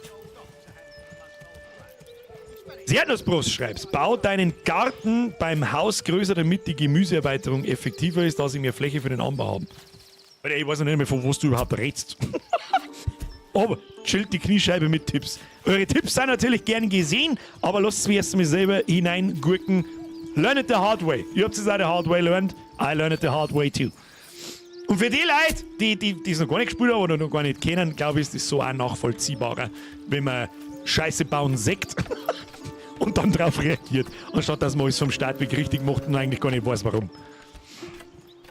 Halt der Lernprozess. Ne? So, was ist mit dem Ochsen? Ich glaube, wir können mehr Ochsen brauchen. Die Straße da jetzt eigentlich auch überhaupt nicht braucht. Tu mir den zweiten Ochsen hier. Was kostet der Ochs? Tu mir einen Ochsen. Ochsen kostet Baukosten. Ja, verdammt. Eine Familie wünscht sich eine größere Marktfläche für ihren Stand. Jägerlager. Ja, da haben wir mehr. Was kosten der Marktstand?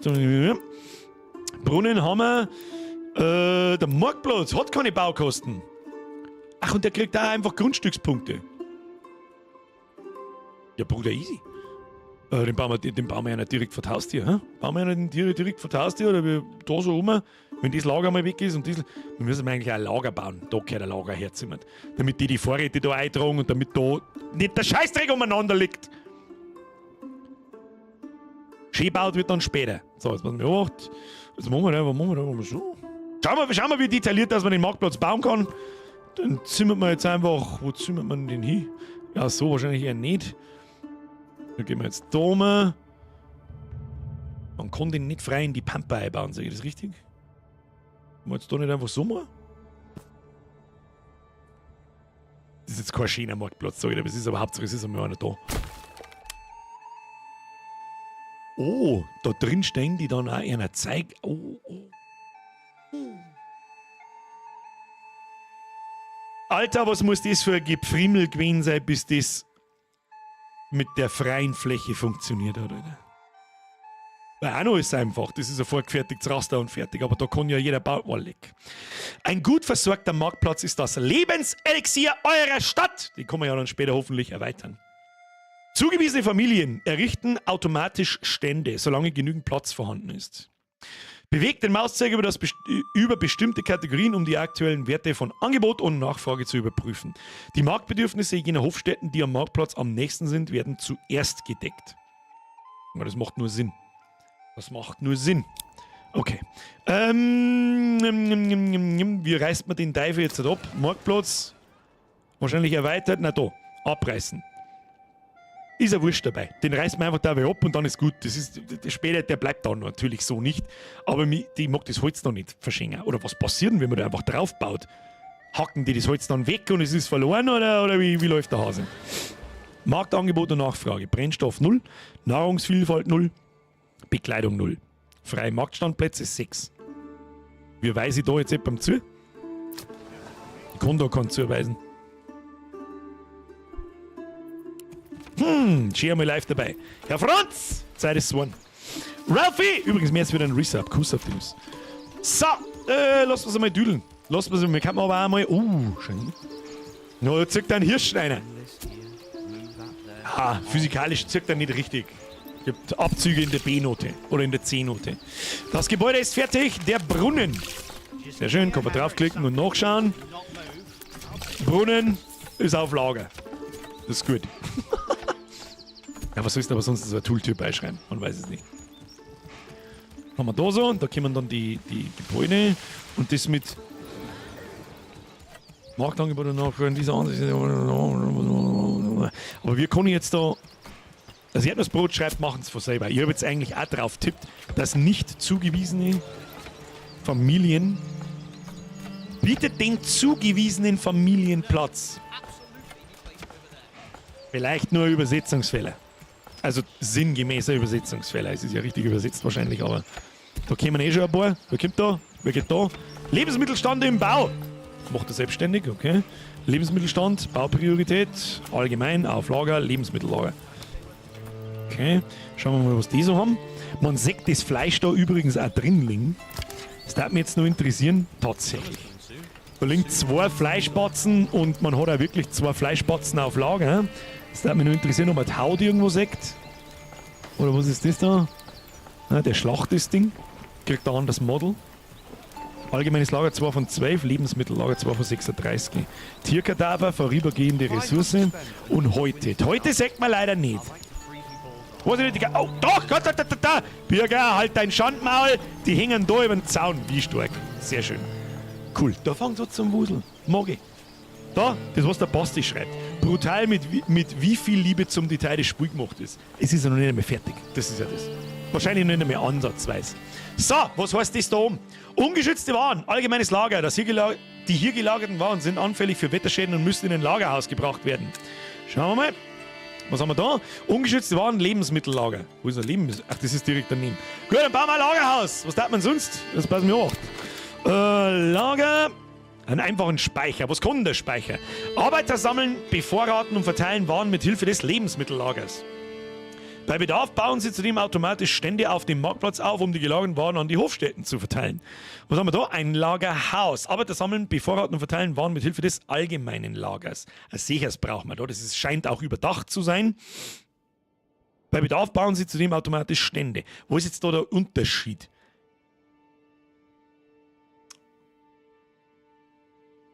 Wahrscheinlich passt Ressource A, B, C nur in das eine, Lebensmittel und Baumatzen und so weiter passt nur in das andere. Ja, dann ist das, was es ist, dann brauchen wir 2. Wie groß ist die Scheißausbude? Das ist übrigens auch der typische Unreal 5 Arrow. Der gehört da mit Sicherheit nicht hin. Aber egal. Nicht genügend Material, da brauchen wir Steine. Steine hätten wir... Aber wir brauchen einen Sturm jetzt, oder? Aber der bauen Steine an nahegelegenen Feldstein-Dingsbums. Ist das da oder was? Nein, das war Eisen. Wo ist ein Stein? Da hinten ist Stein. Das ist am Arsch der Welt! Da brauche ich einen Ochsenkorn bis da hinten. Oder wie regelt man das? Für Nahrung und für Waren, sagt sie. An Waren.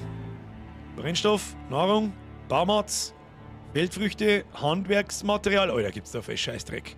Korn, Mehl, Häute, Leder, Wolle, Garn, Leinen, Wachs, Malz, Eisenerz, Eisenbahn, Lehm, Farbstoffe. Gebrauchsgüter, Mäntel, Kleidung, Kerzen, Salz, Bier, Schuhe, Kräuter und ja gut, Militärsachen. Was sind Waren? Gebrauchsgüterwaren?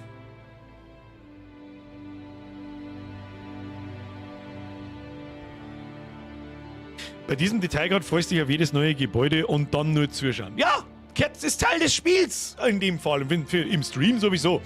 Bin jetzt nicht sicher, ob ich mir offstream da jeden Scheiß anschauen darf. Mit Sicherheit, aber nicht so detailliert wie im Stream. Mit Sicherheit nicht. Aber es gehört schon gewertschätzt. Ganz ehrlich, das ist richtig stark bis jetzt. Und dann haben wir da noch Obdachlosigkeit 5. Wir brauchen 5 sehende Gebäude. Das dauert ja ewig. Lass mir Spell auf jetzt. Hallo, mir Spell auf jetzt da. Ochs hat auch nichts zum tun. Der Holzfäller Sepp, wie schaut denn der aus? Oh, da wird kein Ketchup, ja? Crescenz, Grüezi, fix du hast so ordentlich Holz vor der Hütte. Entschuldigung, den Spruch habe ich jetzt bringen müssen. Schade, so! Nix mit Feministenscheiß und so weiter. Kopftür auf, Zwiebel, Holz kackelt wird. Ja? Und der Trumbostros scheiß miteinander, dass du sagst, gibt's das. Sie ist sehr wohl genährt, die Frau. Schlecht geht's ihr nicht. Schlecht geht's ihr nicht! Das Erdnussbrot sagt, also okay, also Waren, andere Güter, es ist alles außer Lebensmittel. Das heißt, man braucht 2 Lager. In dem Sinne. Die Frage, was tut denn sie jetzt da, Holzfäller? Führt einen Ochsen. Ach, die holt jetzt den Ochsen. Na ja, gut. Scheint mir ein kleiner Fehler zu sein. Wieso hat der jetzt schon einen Stumpfdotten? Das ist natürlich ein Kass. Das Gebäude ist fertig. Hofstätte 1. Schauen wir uns gleich. Oh, Hofstätten. So verlesen kann ich nicht. Obdachlose besiedeln Höfe. Wenn die Zufriedenheit hoch genug ist, werden auch neue Familien angezogen. Familien benötigen aber mehr als nur eine Unterkunft, um glücklich zu sein. Klickt auf das Gebäude, um die Bedürfnisse der Bewohner zu betrachten. Das ist gut, weil das ist einem Anno natürlich sehr ähnlich. Jeder Bewohner hat seine Bedürfnisse und die werden immer her. Das ist ja da so im Prinzip die Gameplay-Loop. Der ganze Ding besteht daraus, die Einwohner zufrieden zu halten, die aber Sachen produzieren und gleichzeitig konsumieren, damit du Geld verdienst. Und was das Geld für eine Rolle spielt, wissen wir noch nicht, aber das finden wir schon raus. Und so weiter und so fort, damit mehrere Familien kämen. Und mit den Familien, die kannst du dann wieder andere Gebäude zuweisen und dann wird es immer größer, wächst und gedeiht. Und das ist eine wunderschöne, gemütliche und sehr anfixende Art und Weise, auf die ich zum Beispiel sehr anfällig bin. Siehe Anno etc. Ja gut, klicken wir es mal an, schauen wir, was da los ist. Hofstätte Stufe 1 in Niederbayern. Es ist ein Wohngebäude. Wen haben wir da? Wohnraum erweitern. Verdoppelt die maximale Familienzahl dieser Hofstätte. Das heißt, platzsparend und dann wird da... Warte mal. Kann man das irgendwie... Sagt man das dann irgendwie? Nein. Was haben wir da? Ausbau auf Stufe 2. Siedlungsstufe erforderlich, kleines Dorf. Bedürfnisse nicht erfüllt. Hofstätten der Stufe 2 generieren ein Regionsvermögen pro Monat und Familie. Neue Erweiterungen werden freigeschaltet, darunter auch Werkstätten, die Bedürfnisse der Bewohner nebenzu. Und was haben die Bedürfnisse? Annehmlichkeiten, Wasserzugang. Warum muss nicht mehr eine Kirche sein? Warum hätten sie eine Spiele über eine Kirche? Aber gut, damals war das halt so. Kirchen. Hey Birger, wo kommt Oberbayern hin? Direkt drüber. Wo sonst der? So ist es auch nicht, überhaupt keinen Sinn. Annehmlichkeiten, dann haben wir einen Markt und auf dem Markt brauchen wir einen Brennstoffstand, einen Lebensmittelstand, wahrscheinlich mit verschiedene Arten von Lebensmitteln, also Fleisch und Beeren, meinetwegen, und eine Bekleidung müssen wir irgendwie produzieren. Ausreichend Angebot eines beliebigen der folgenden Materialien gelangen da schon. Also wir brauchen Leinen, Leder und Garn. Das heißt, unsere Häute müssen wir wahrscheinlich zu Leder verarbeiten. Und dann war es das schon. Ziehen Sie dann einfach ein Lederhoder noch, oder was ist da der Plan? Ohne Kirche kein Mittelalter, das ist absolut richtig. Das war jetzt auch ein Gaudi. Ja, ist mir scheißegal, ob da eine Kirche drin ist oder nicht. Falls jetzt das daheim wieder irgendjemand super serious nimmt, was ich gerade gesagt habe. Was haben wir da noch? Erweiterung für den Hinterhof errichten. Erweiterung ergänzen Wohngebäude um zusätzliche Produktionsfunktionen. Das habt ihr vorher gemeint. Das heißt, das da nach hinten größer ziehen, damit das da hinten, das Produktionsding, mehr Ertrag. Ah, okay. Das ist ja eine interessante Kombination, um die Wohngebäude irgendwie.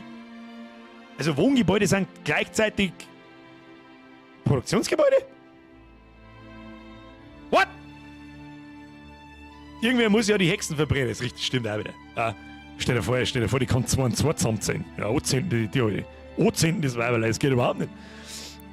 vor allem, ich finde das so geil. Die haben mich wirklich gemeint so, hey, also jetzt bindet mir ein Ziegelstein oder 25 am Pfirs, werfen wir ins Wasser und um zu schauen, ob es eine Hex ist. Wenn es untergeht, stirbt's, aber sie war keine Hex. Wenn es schwimmt, bringen wir es auf den Scheiterhaufen und zählt mal so. Das ist verschissen, Leute. Okay, Bedürfnisse gecheckt. Weiterlaufen lassen. Wir haben ja nichts zum Verlieren, wir haben auch schon ein bisschen eine Produktion. Ja, da 4 Fleisch, 19 Brot und ja. Oh, wir haben wieder Bauholz. Das heißt, wir bauen jetzt unser Lager. Unser Lager bauen wir dort zentral her. Und ich würde fast vorschlagen, Lebensmittellager. Wir nehmen mal das Lagerhaus. Arbeiter sammeln, bevorraten und verteilen Waren mit Hilfe des allgemeinen Lagers. Da kommt alles seine außer Nahrung. Ich nehme an. So, wie tun wir gleich wieder Linksklick dran? Ja. Und an der Straße einrasten, weil warum nicht? Ja, aber nicht in die andere Richtung. Machen wir so. Und das andere Lager direkt daneben.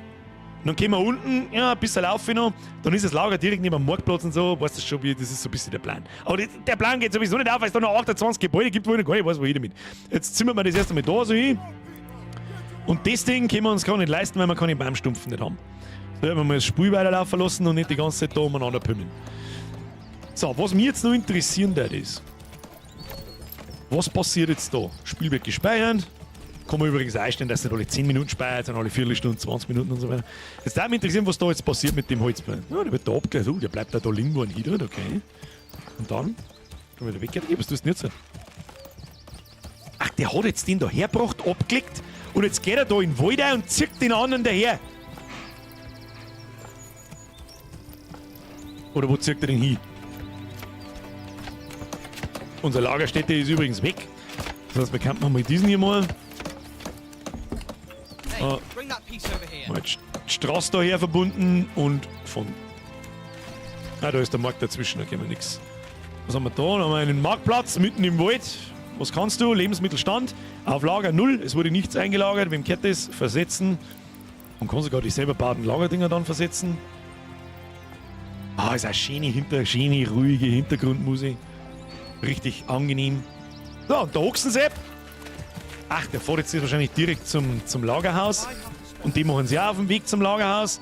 Kann jetzt sie da eigentlich Familien zuweisen? Oder wie läuft das? Machen sie das von selber? Wohngebäude, allgemein Personen. Produziert, transportiert, ruht sich zu Hause aus. Sagt man, der Ott ist ein Jäger, der Jörg produziert. Schade, dass nicht dort steht, was er produziert. Wer ist der Gerhaus? Den haben wir vorher noch gar nicht gehabt. Und dann haben wir da noch Personen. So. Seht jetzt irgendwo Wohnraum 2. Ja, wir brauchen nur ein Wohngebäude daher. Das bauen wir diesmal länger. Ja, gehen wir schauen, was das wird. Wenn es ist, reißen wir die 2 wieder ab. Oder kann man die... Ja, man kann es noch abreißen. Erweiterung für den Hinterhof errichten.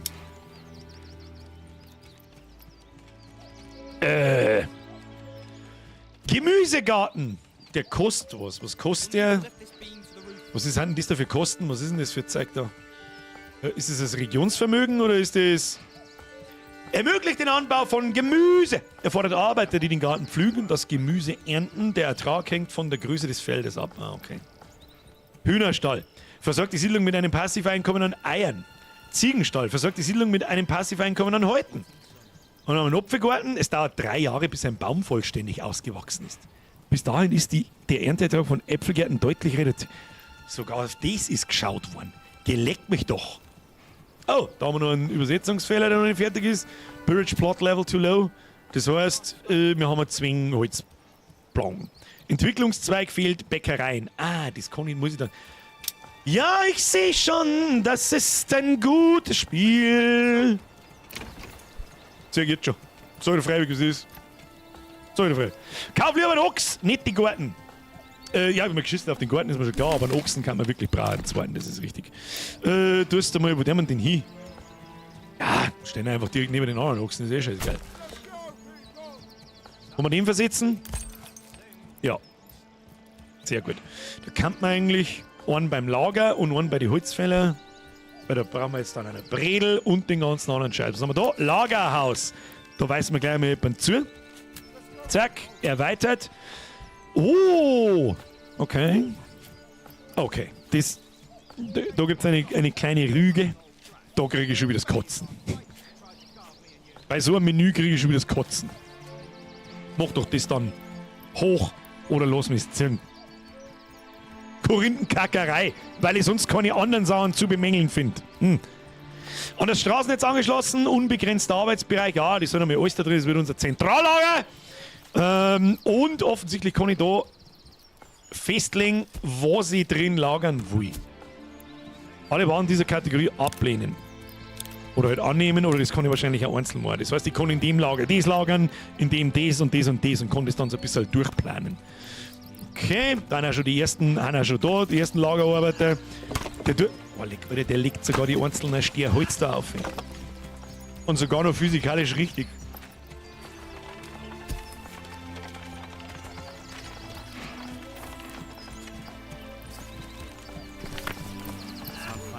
Ach, der glaubt Storn nicht zusammen. Sag mal, was du denn jetzt? Zirkt jetzt einen Träger aus dem Boden. Nein, nicht übers Menü schimpfen, Birgit. Ist absolut richtig. Du hast absolut recht. Du hast absolut recht. Ich mag gar nicht wissen, wir sehen eine Tooltips da. Dynamische Tooltips in der Größe, Dings und mit sich inhaltlich verändernden Inhalt machen lassen. Ich möchte es gar nicht wissen. Hab, ich mag es mal wissen. Der Anbindebalken ist fertig. Kriegen wir wieder jetzt einen automatischen Ochsen dazu. Wo ist denn der jetzt hin? Also da. Was ist mit dem Ochsen? Stallfläche. Ach, da muss ich jemanden zuweisen und der holt dann einen Ochsen. Wo zieht dann den her? Viehbestand 0. Erweitert, Straße, Personen, wartet, Ochsenknecht.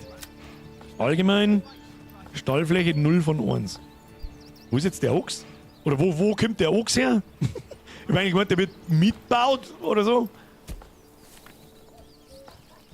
Naja, schauen wir mal. Was wird's denn da eigentlich nicht die Straße benutzen? Für was habe ich denn Bau, ihr Trottel? Was ist da los? Da ist da ein Sepp. Was tut er? Lauarbeiter transportiert Stein. Vorräte brauchen wir jetzt nicht. Da bist du fast du mitten. Ja gut, das ist ja mitten der. Ja, ist in Ordnung. Oben auf das Ochsenbeutel klicken. Ochsenbeutel. Wo? Ach da! Das habe ich nicht gesehen. Ein Pferdl. Sobald ihr eine Order platziert habt, besucht ein Viehhändler die Stadt, um das Tier zu liefern. Ihr könnt einmal pro Monat eine Order ausgeben. Da kommt sogar noch das, da ist extra eine Mechanik drin, dass ein Händler vorbeikommt, der dir das Viech bringt. Das heißt, ich drücke jetzt da nicht einfach auf Plus und dann steht da ein Ochs wie durch Zauberhand, sondern der kommt wirklich ins Spiel. Ach komm, leck mich doch. Also im positiven Sinn. Ja, freilich brauchen wir einen Ochsen. Was kosten da 20? Was haben wir? Ist das unser Regionsvermögen? Ich drücke jetzt da drauf, tu einen Ochsen her. Ja, also es ist die Silbermünzen da. Händler verfügbar in 30 Tagen? What? Es ist ja nicht einmal ein Tag vergangen, oder? Wird's da eigentlich auch einmal Nacht und finster und so? Ja, wir werden sehen. Ah, ist das mit viel Liebe gemacht. Ja, scheiß die Wand an. Ah, scheiß die Wand an, ist der Art. Das ist ein Vollgasnarrischer. So Vollgasnarrischer, Alter.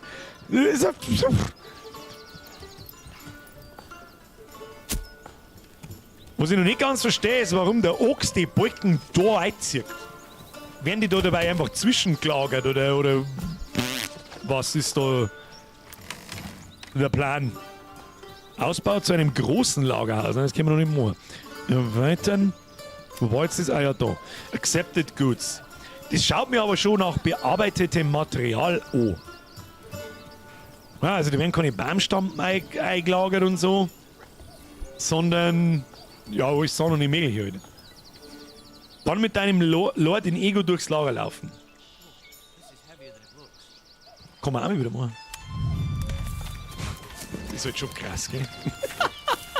Manche RPGs, so Billo-RPGs, schauen die schauen... Schaut uns in die Schuhe an. Schaut uns in die geilen Kasperl. Bitte schaut sie bei uns in die Schuhe an. Schau uns in die Schuhe an. Schau uns in die Schuhe an, bevor er sich umdreht. Schau in die Schuhe an. Wir haben der Geilste, oder? Wir haben der Geilste. Okay, da hängen sogar die Häute drin, da liegen die da liegen die Storner drin, da liegen die Holzdinger drin.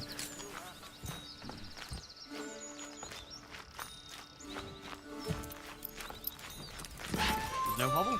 Tomorrow, buy a new home or town. Tomorrow buy a new home for a town? Die Dorfbewohner unterhalten sich.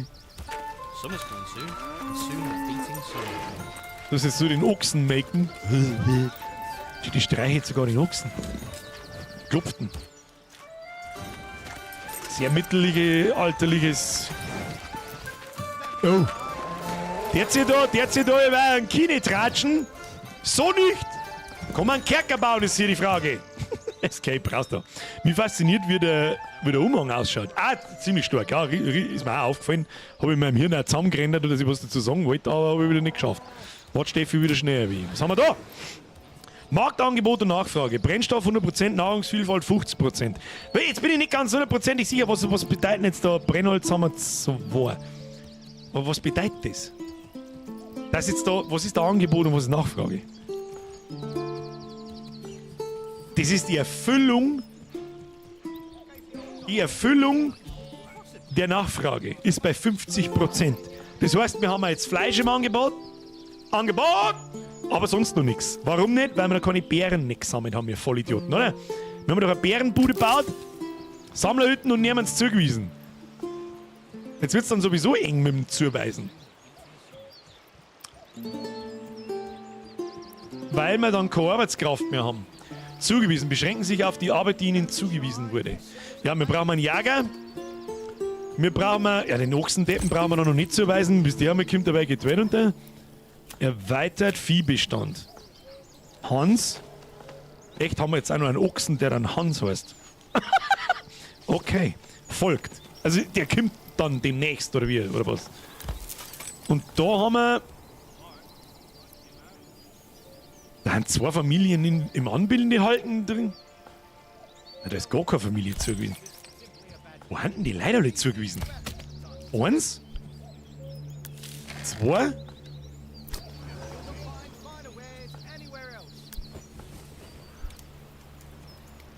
3. Und jetzt haben wir wieder 2 nicht zugewiesen. Hä? Habe ich da gerade irgendjemanden entlassen, wieder ohne dass ich gespannt? Weiß ich nicht. Ja, schickt man zum Bären sammeln. Nahrung is everything. Und das da? Ja, gut. müssen wir aussitzen. Da bauen wir jetzt noch ein drittes Wohngebäude. Die müssen brauchen alle mal ein Dachel über den Kopf. Wir brauchen noch mehr ein Dachel über den Kopf, die Guten. Und dann lassen wir hinter aus doppelt so viel Platz. Oder machen wir 3 so viel Platz. Machen wir 3 so viel Platz. Was haben wir da? Marktplatz haben wir schon, Brunnen haben wir auch. So, wenn wir ja, jetzt zoomen wir mal ein bisschen raus, ein bisschen herdreht. Machen wir so, zack, zack, 2 Brot. Und dann machen wir... Ja, man kann es wahrscheinlich auch gnadenlos übertreiben, aber so halt irgendwie. Blub. Und dann... Nein, das ist nix. Da kann ich kein anderes Gebäude nicht herbauen. Nein, so gefällt mir das nicht. Nein, das ist das Board. Machen wir so. Come along, lad. Ja. Nein, gelangt auch nicht. Machen wir so. Ah ja. Ich möchte das Zusatzgebäude da in der Fläche drin haben. Frag mich nicht warum, ich habe noch absolut keine Ahnung, was das zum Bedeuten hat, aber so müssen wir es eigentlich machen. Warte mal, jetzt probieren wir was. Ich möchte jetzt da ein Gebäude drin haben. Machen wir so. Und machen wir genau das. Okay. Nochmal zurück aus. Machen wir so. So. Und das ist ums Ausschlecken klar, dass das Zusatzgebäude da eingeht. Oh. Okay, das rastet dann da so ein. Auch interessant. Ich hätte gern da den Punkt 1 Meter weiter links, damit links die kleine Hütten hinpasst und ich dann geradeaus nach hinten kann. Weil wenn ich so mache, jetzt sagt man es nicht gescheit, wenn ich 3 Punkte nehme, also quasi, machen wir so, 1, 2, 3 Punkte pro Ort, dann ist vorne 2 Platz verschenkt. Aber wahrscheinlich werden wir nicht rundum kommen. Jetzt machen wir mal so. Und, ja, und so. Dann haben wir die Gebäudeanzahl runter. Kleiner wird's nicht wahrscheinlich. Warum mache ich das eigentlich so schief? Weiß auch kein Mensch. Mit geradeaus hindrehen. Machen wir so. Das müssen wir noch schief machen, das hilft nicht, weil wir halt rechts da leider Gottes schief gebaut haben. Die haben wir 1 minus. Ist das, ich weiß nicht auch nicht, ist die, was habe ich denn jetzt wieder da? Ist die Anbaufläche da hinten sauber zu groß? An Straße einrasten kannst du das Hackerl auch weg tun. Hab ich das nicht vorher schon probiert? Dass da direkt an der Straße... Ja, funktioniert aber da nicht. Funktioniert da nicht. Ja, Moment mal. Muss ja nicht. Aber das ist halt Vorderseiten, oder? Das sagt man, die weiße Linie mit dem Pfeil, der da jetzt so nach rechts schaut. Dass das da der Eingang wird halt. Was natürlich ein Käse ist, wenn ich den nach rechts baue. Ja, das haut nicht hin. Nein, das haut nicht hin. Sauber zu groß, sagt der Razor Place. Das ist ein wenig zu groß. Okay. Machen wir die Hälften. Machen wir so. So, das hintere. So. So habe ich auf Q gedruckt. Memo an uns. Wir haben im Baumodus nicht auf Q drucken. Was wird denn das überhaupt bauen? Ich bin ein kompletter Vollidiot. Straße auch noch einrasten, das können wir ruhig lassen, das ist in Ordnung. So. So. So. Besser?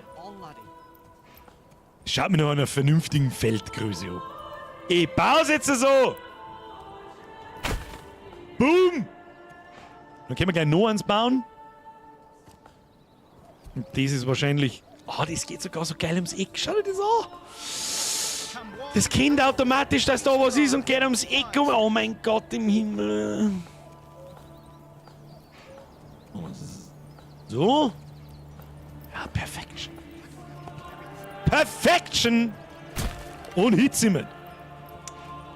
Mr. Drancry! Und was noch krass ist, dass die Holzstätten-Wohnhäuser optisch zufällig generiert werden. Da schaut keiner gleich aus. Richtig stark. Die... Das ist mir noch gar nicht aufgefallen. Gut, wir haben auch noch nicht viel. Wir haben jetzt 2 verschiedene. Aber das ist absolut richtig. Da ist der Lehm in der Wind oder was auch immer das ist. Die Ziegel, der Putz, was auch immer. Ist sehr hellbeige. Der ist schon fast orange. Das Dach schaut ganz anders aus. Auch der Inhalt vom Hof schaut ganz anders aus. Da ist noch ein wenig groß drin. Da nicht. Da ist so eine kleine Hütten, Minischupfer, was auch immer das ist. Da hinten liegt Schrott umeinander. Da haben wir ein kleines Scheißhaus. Da werden wir dann zu den Gerüchen kommen wahrscheinlich. Der Zaun, wie ist der bei einer? Der Zaun schaut anders aus. Tatsächlich schaut der Zaun an. Also das ist so ein quergeflochtener Zaun. Und das ist so ein ganz normaler mit Zaunlatten. Und Kuh bläht umeinander. Was ist das da? Ah, da wird gebaut, da wird auch gebaut. Ah, da steckt schon viel Liebe drin, Alter. Heiliges Kanonenrohr, Alter, da steckt schon sehr viel Liebe drin, gell? Und das halt jetzt schon. Aber der hat auch lang gearbeitet. Oh, Felder anlegen. Da haben wir noch nicht. Please don't überfordern mich. Please don't überfordern mich. Erst einmal die Grundlagen sichern. Hashtag Grundlagensicherung. Ab in den Chat. 1, 2, 3. Oh, das glaube ich kann. Warum kann man jetzt da noch mal hinterher bauen? Ja, aber das ist breit genug, glaube ich, da so. Probieren wir einfach aus. Schauen wir mal. Außerdem, weißt du, wenn wir das da zumachen? Da machen wir hinten so zu. Zack. Alter, ist das gut. Jay macht automatisch hinzu. Das Fädel da ist wahrscheinlich zu groß, aber ist mir scheißegal. Können wir so hinzimmern. Passt genau. Die zwei da, die haben leider kein Fade. Ah, Moment mal. Der Nein, das ist nix. Machen wir es so.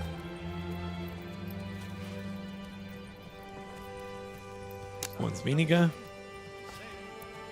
Und schaut das gut aus. Nein, und die werden wir halt irgendwann wegreißen müssen. Da bauen wir dann ein Gebäude ein, ziehen wir das Feld bis hinten und fertig. Die anderen, ja, wie gesagt, der erste Pfannkuchen, wie das erste Kind, das ist einfach immer ein wenig komisch und behindert. Ja? So schaut's aus. Muss man leben damit. Muss man leben damit. Werde ihm nichts helfen. So, jetzt bauen wir nichts mehr. Das ist das 5. Gebäude jetzt gewesen, oder? Ja, genau. Haben wir immer noch 3 Baumstumpen? Oder werden die erst live abgezogen, wenn gelten die schon als Abzong? Derzeit angezeigt Warenüberschuss Standard. Und der Überschuss wird der Bestand abzüglich der reservierten Anzahl an Waren angezeigt. Jetzt habe ich es verstanden. Das heißt, wir haben insgesamt 9 Baumstümpfe, aber die haben reserviert für die Bausteine. 3 sind noch übrig, mit denen wir jetzt noch rumplanen können. Und da haben quasi die Baumstümpfe von dem Gebiet und dem Gebiet schon abgezogen. Wunderbar. So mag ich das. Die Frage ist, was nun? Wir könnten mal, ist jetzt die nicht da? Bären haben schon zugewiesen. Jawohl. Klicken wir mal da her. Da, oh, schau, da haben wir schon Beeren und Fleischi. Was ist da drin? Brennholz. Wo ist denn das Brennholz eigentlich? Ich weiß, dass wir Brennholz haben.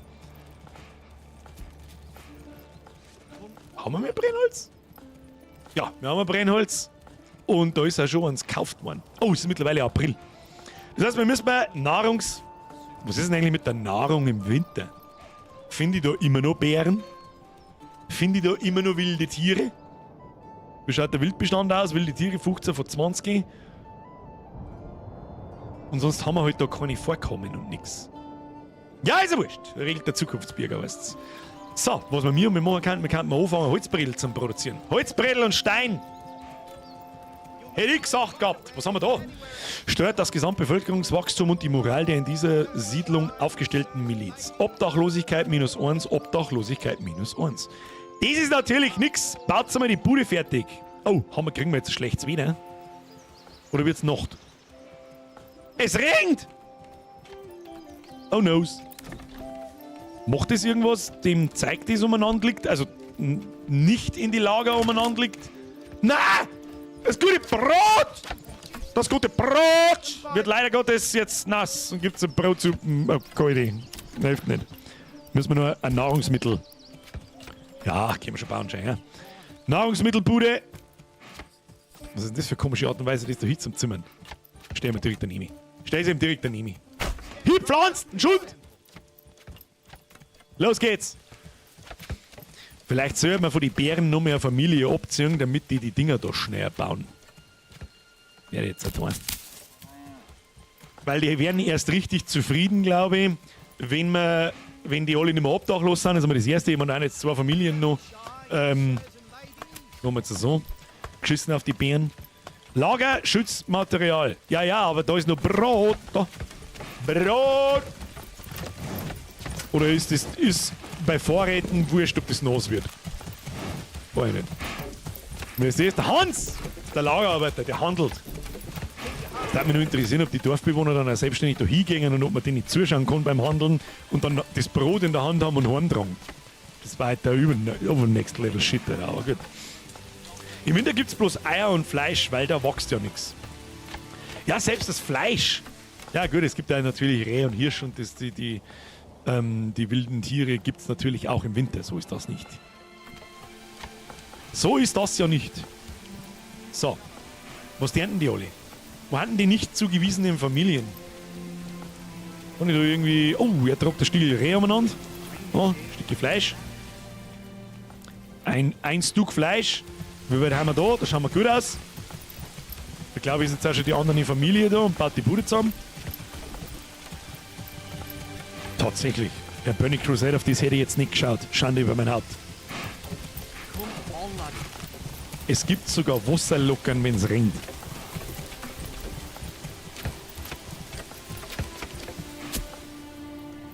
Lol. Da haben sie jetzt ein Feuer angemacht. Da haben sie auch ein Feuer angemacht. Im Winter schon Zeit. Ja, das werden sie im Mittelalter nicht recht für interessiert haben, die Leute. Fürcht.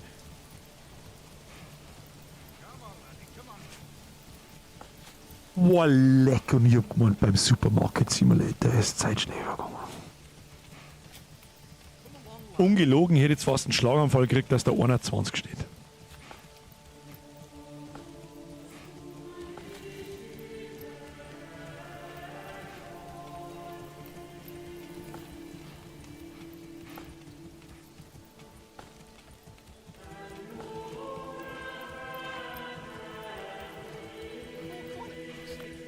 Ich habe einen kurzen, ich sag's freiwillig, ich habe einen kurzen kompletten Schlag. So schlimm war's fast. Diese Scheißspiele kosten so viel Zeit, Alter. Was haben wir da? Wir haben 5 Häuser gebaut in einer Holzfällerhütte und einen Ochsen namens Hans gekauft. Ja, okay, jetzt ist dann 10. Was? Was? Und du dein Maul! Alles klar, das spricht dermaßen für sich, dass es bloß ein Schäbert. Wow, in dem Ausmaß habe ich es vielleicht schon lange nicht mehr gehabt, dass es mich so nimmt. Es ist oft einmal so mit, ja gut, ich meine, jetzt kann es so 9 sein, so kann oder nein, langsam 9 werden. Schaust du mir auf die Uhr. Ja, bumm, 20 vor 10, alles klar, weißt du, was du mit kannst, Alter? Da liegt ein da umeinander, Storbrucker, ne? So, was kann man noch bauen? Kann man noch bauen dabei? Damit Baum nicht machen, haben wir 4 Baumstamm, müssen wir was bauen? Wir müssen was bauen. Was haben wir da mehr. Kirche müssen wir bauen. Oh, da brauchen wir Holzbredel. Dann kümmern wir uns um die Holzversorgung. Weil der scheiß Wald da schon ziemlich knockert ausschaut. Brauchen wir einen Förster. Förster? Wo? Forsthaus, folgt mir. Wir haben aber heute nicht so viele Familien zum dazuweisen. Also wird noch nicht recht viel passieren, fürchte ich. Gut, nehmen wir erst einmal Straßen. Bauen wir erstmal Straßen. Gut ist dann da so, als nehmen wir mal die Straße da so hinter. Passt schon. Gut ist jetzt da schon als Straßendurchweg da so durch den Brunnen durch und verlangsamt das eventuell ein Ochsen und so. Unser zweiter Ochs ist übrigens da. Da ist gerade einer oben in der Holzfällerhütte. Und der zweite Ochs, was ist denn der zweite Ochs? Zweiter Ochse wo? Was machen zweite Ochsen? Hallo Ochsen?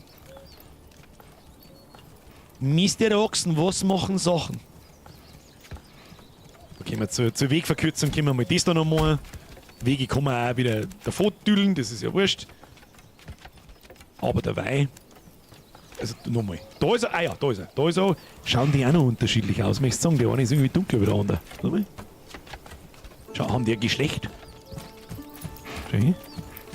Also es sind beides Ochsen.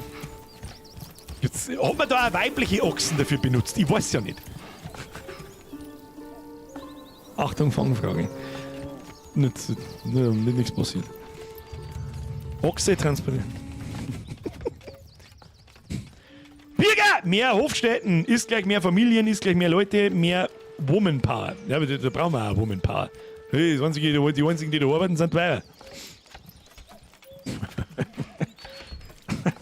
Ja, die Leute, die das kapiert haben, ich darf das natürlich in den Chat einschreiben. Das ist ja langweilig. Mann.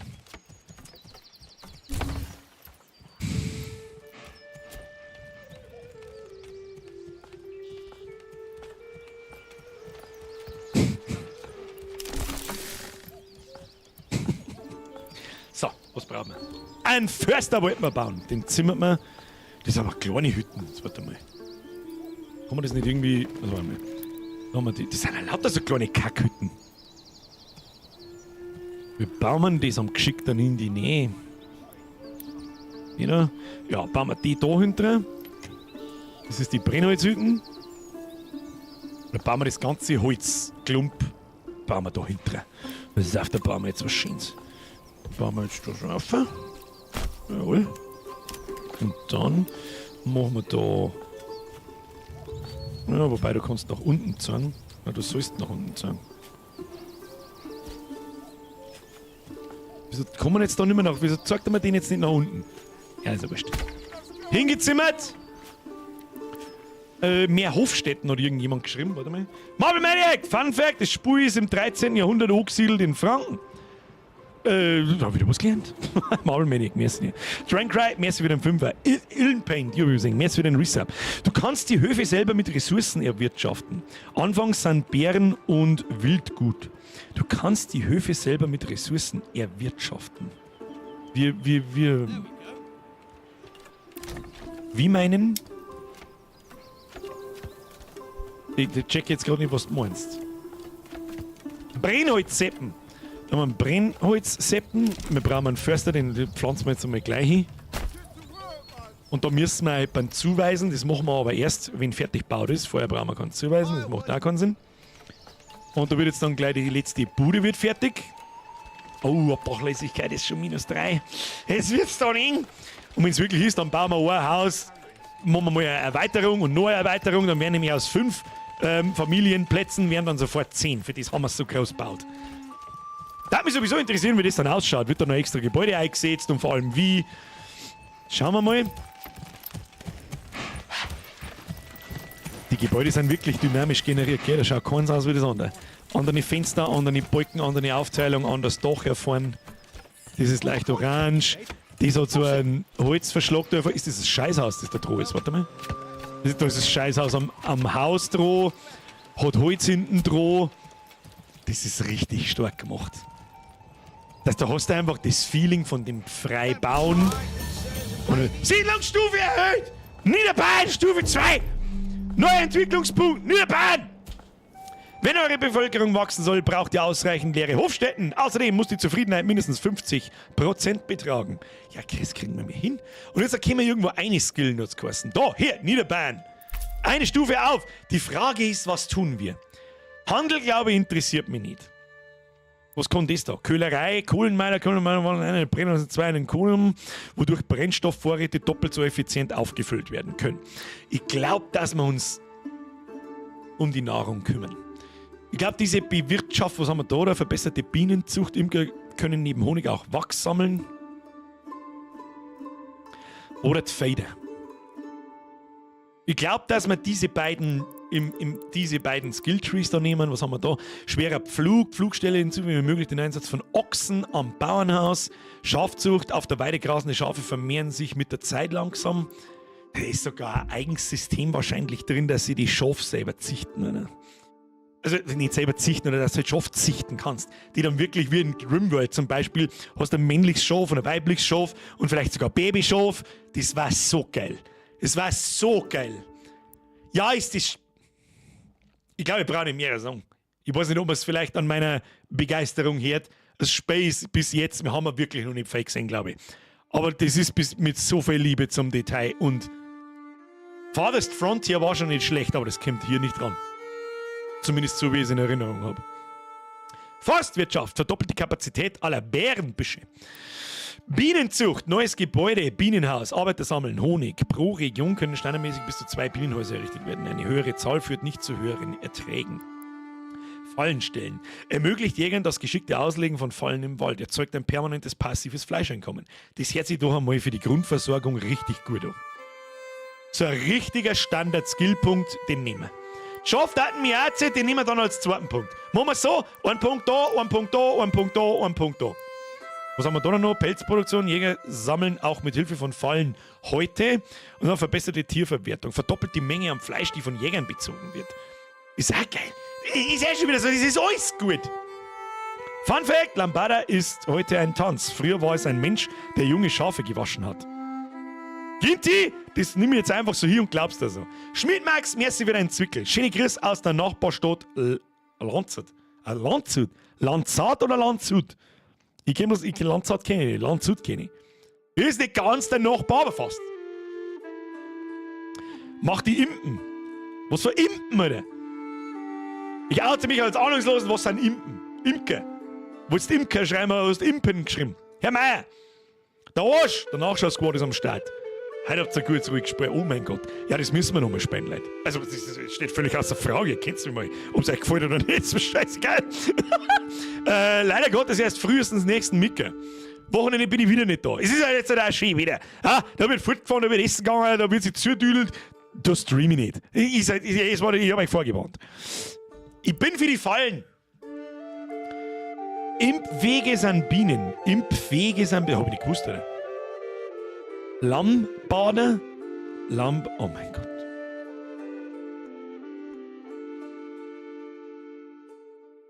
Komm, hör mir auf.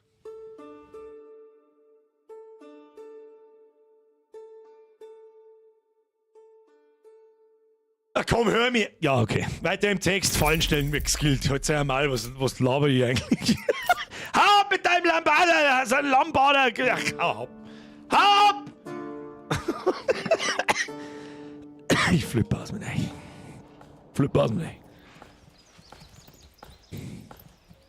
Fix lädt nicht lang, ja, der ist zum Lesen, aber ist aber. Muss dir etwa verzeihen. Ne? Verzeihen ist ja, glaube ich, besser. Aber was heißt besser? Er ist tatsächlich nicht schlecht. Aber zum Verstehen besser. Besser zum Verstehen. So, Forsthaus Falkenau, was wissen wir da, was passiert? Da schaut es eigentlich ganz gut aus. Wir haben 4 Holz auf der Brust. Kann man noch bauen? Sollen wir gleich einmal so ein Ding ausbauen? Da bauen wir mal die Mitten. Nein, die Mitten bauen wir nicht aus, die müssen wir sowieso abreißen. Das Feld ist vielleicht ein wenig groß, ist mir aber scheißegal. Eine Kirche braucht man. Das wollten wir mal, das ist nämlich easy. Na, Anno ist auch die Kirche immer easy. Stell die heute, die kosten auch Ressourcen, scheißegal, aber die musst du bewirtschaften, gar nichts. Stell sie hin, macht gleich glücklich, passt schon. Kirche. Da hat es geheißen, brauchen wir Holzbrill dazu, Sägegrube. Und die machen wir auf die Seite nochmal. Das Lagerhaus ist halt so ein bisschen weit weg, gell? Das ist schon ein bisschen weit weg, wenn die das da alles da rumkutschieren müssen. Ja, wird nicht helfen. Das Lager wird dann spätestens bei irgendwas anderem dann voll stehen. Jetzt sind wir mal da. Spiel gespeichert. Jetzt sind wir mal da. Und dann haben wir eigentlich immer alles. Wir haben ein Brennholz, wir haben ein Bredel, wir haben einen Förster. Wir haben ein Jägerlager, wir haben eine Sammlerhütte. Was haben wir da noch? Ein Kohlemeiler, den müssen wir, glaube ich, erst freischalten, wenn ich das richtig gesehen habe. Und dann haben wir ein Bienenhaus, müssen wir auch freischalten. Bergbau. Steine haben wir aber noch gar nicht gebraucht, gell? Grundversorgung ist erstmal alles. Was mich noch interessieren hat, das möchten wir jetzt noch anschauen. Jetzt nehmen wir das Ding da. Da wohnt ja eine Familie drin. Erstens. Wohnraum erweitern. Ausbau auf Stufe 2. Bedürfnisse nicht erfüllt. Hofstätten der Stufe 2 generieren das war halt auch geil, wenn wir ein bisschen Geld kriegen. Ja, dass wir uns Ochsen kaufen können und so weiter. Neue Erweiterungen werden freigeschaltet, darunter auch Werkstätten. Die Bedürfnisse der Bewohner nehmen zu. Wieso haben die keinen Brennstoffstand? Wieso? Weil wir wahrscheinlich dazu ist die Brennstoff-Scheiße da brauchen. Wir brauchen mehr Leid. Wir brauchen mehr. Gesamtbevölkerung 15. 5 Familien der Stufe 1. Keine Bevölkerungswachstum, geringe Zufriedenheit. Aber die wird schon besser. Lebensmittelvielfalt auf dem Markt, +1. Obdachlosigkeit. Vielleicht dauert das ein bisschen, ja, es muss ein bisschen Zeit vergehen, dass das -3 Obdachlosigkeit endlich verschwindet da. Oder wie läuft das hier? Ja, erweitert man einfach mal. Mal jetzt wissen, was passiert. Da, hier, zack. Erweitern. Ah ja, dann wird diese kleine Ding da ist jetzt weggerissen worden, die ist da auch gestanden. Und dann werden sie es da wieder dazu rebauen. Warum nicht? Wohnraum her, Zufriedenheit hoch. Und dann steckt man gleich mal jemanden in einen Lederer, kann man auch noch brauchen, der die Häute verarbeitet. Landwirtschaft, Industrie, Handel, Verwaltung. Und da Siedlerlager, brauchen wir nicht. Ein Herrenhaus. Ja, da brauchst du aber dann auch schon Ziegel und was weiß ich, was das für ein Scheiß. Kosmetisch brauchen wir nicht. Handel brauchen wir dabei auch nicht. Genau. So, eine Gerberei, die heute zu Leder macht. Warum? Bedürfnisse Brennstoff. Oh, jetzt haben wir auf einmal einen Brennstoffstand, wo der von mir. Warum hat der einen Brennstoff? Also haben die jetzt auf mir. Warum haben sie den jetzt auf mir? Weil wir eine Brennholzhütte haben. Weiß ich nicht. Weiß ich nicht. Und wo? Wir brauchen unbedingt Zuwachs. Wir brauchen mehr Familien. Wir brauchen mehr Familienunternehmen. Ist das Auto einer wachsenden Gesellschaft? Ja? Wenn sie alle in die andere Region umwandern, weil da dort besser ist? Haben wir einen Scheißdreck da. Ist fast wie nicht. Lissi, danke dir. Das mit dem Lammbader hat jetzt aber echt ein bisschen zu lang gedauert, Birger. Ja, ich hab über so einen geringfügigen Witz, wenn man nicht länger nachdenkt, wie.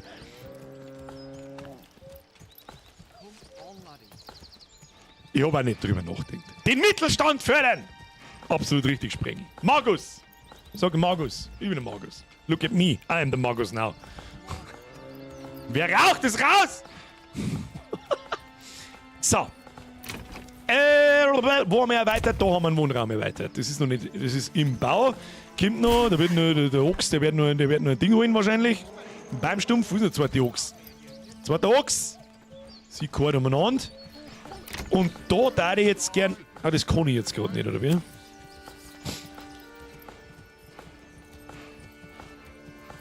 Okay. Dann muss ich warten jetzt, bis die Bude baut ist, und da ich gern da hinten mal so ein Fade bauen.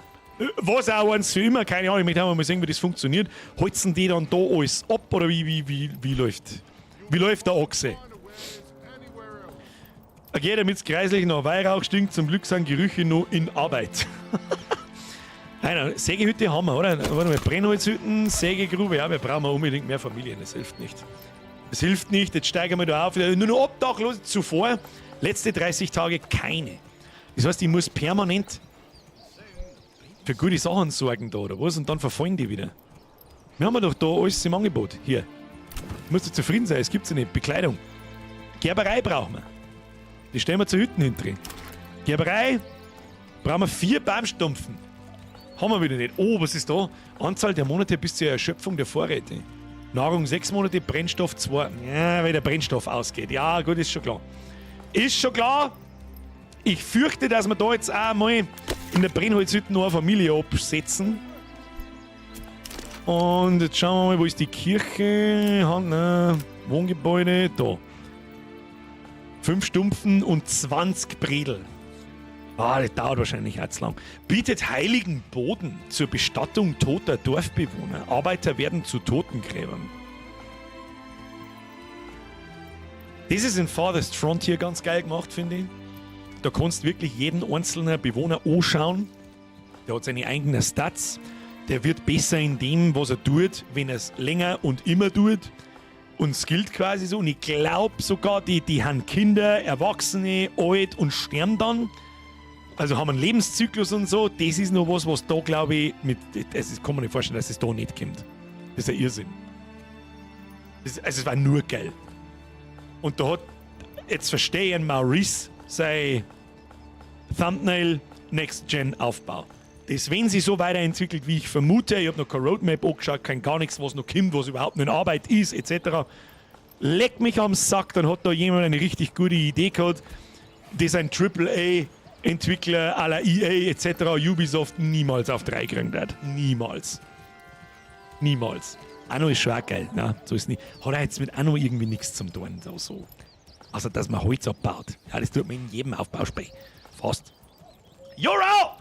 Es ist 1390. Der Barde, 50 Groschen, singt in der Taverne von seinen Abenteuern im Süßwarenladen und behauptet, als Medikus der Liebe einen magischen Stock zu besitzen. Keuschheitsgürtel rutschen gen Süden. Das Leben ist gut.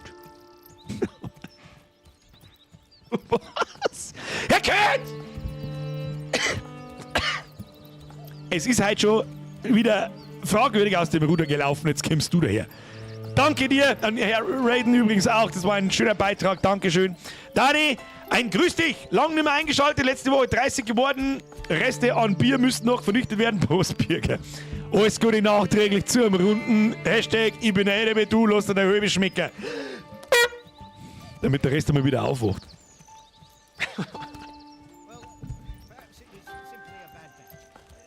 50 Groschen singt in der Taverne von seinem Abenteuer im Süßwarenladen und behauptet als Medikus der Liebe einen Mann. Ach komm, halt doch dein Maul. Keuschheitsgürtel rutschen gen Süden, das Leben ist gut.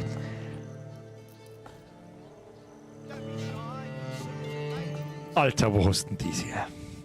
Das wenn du jetzt selber ausdenkt hast, dann ist das der grenzdebil genialste Joke, den wir seit Ewigkeiten da herin gehabt haben. Ich hab's wieder nicht gecheckt. Um ganz ehrlich zu sein, mein Hirn arbeitet die ganze Zeit, versucht es später hinter mir zum Verarbeiten. Alter, das ist das... Alter.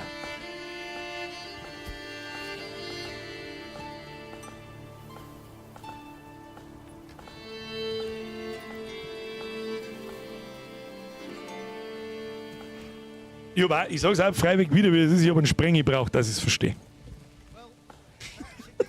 Stark. Starker Witz. Starker Witz! Hab ich gesagt. Was ist jetzt das da? Ist jetzt das die Hirn für die zweite Familie? Muss die im Stall wohnen? Ist das sein Ernst? What? Wo steht jetzt da eigentlich, dass das ausgebaut ist? Wir haben doch das Ding ausgebaut, ne? Ja. Allgemein Personen. Ah, da, Familien 1 von 2. Ja, gut. Muss die zweite Familie, die hinten kommt, die muss nicht in der kleinen Hirn wohnen.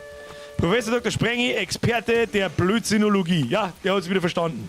Herr König übrigens, es ist stop it mit den Beträgen. Es ist absolut utopisch. Wir bringen die Obdachlosen weg. Hab schon ein paar Häuser gebaut, geht aber nicht weg. Danny, das ist eine richtig gute Frage. Bei mir hat alles reibungslos funktioniert. Ich habe jeder Familie ein Haus gebaut. Und habe immer noch Obdachlosigkeit -2, die war aber vorher bei -3. Und ich glaube, es dauert eine Zeit, bis der Minuswert, da steht dort, letzten 30 Tage keine. Bevölkerungspositiv, negativ. Und zuvor Obdachlosigkeit -2. Ja, check jetzt auch noch nicht so ganz, sag ich dir ganz ehrlich. Öffentliche Ordnung, ist alles nur tippitoppi. Die Zufriedenheit, also ich glaube, da ist keiner mehr obdachlos. Steht auch da. Wohnraum habe ich 6 und Familien habe ich 5. Das heißt, ich habe einen Wohnraum zu viel. Jetzt müssen wir die Zufriedenheit wieder auf 50 bringen.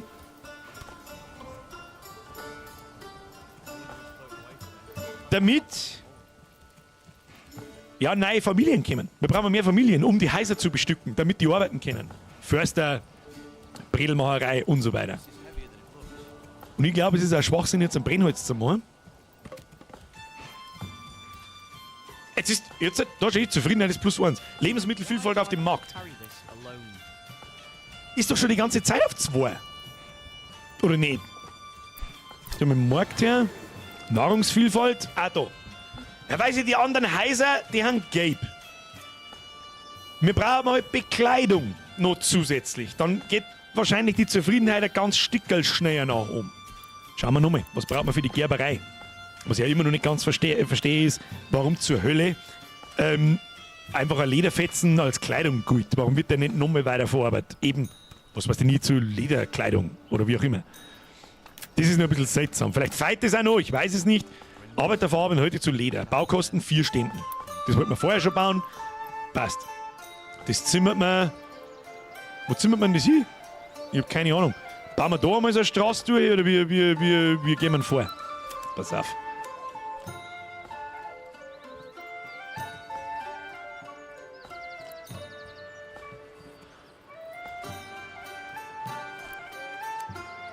Das geht wieder nicht!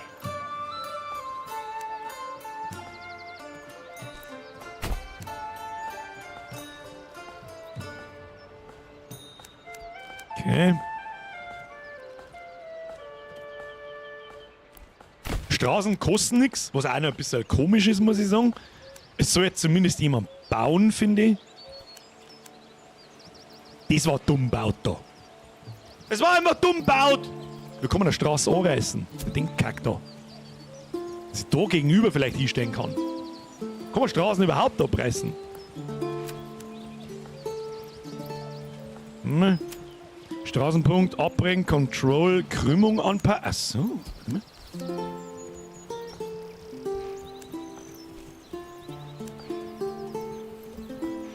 Okay, tatsächlich kann man da die Krümmung anpassen. Ich mache mal so 50%, das ist ja in Ordnung. Straßenanbindungspunkt Alt, da steht's! Da steht's! Oder die Jägerhütten kann man, ja stimmt, man kann es ja versetzen. Geht das einfach so, ohne dass das muss es dann abgerissen und wieder aufgebaut werden oder wie. Ja, jetzt warte mal. Alt. Ah!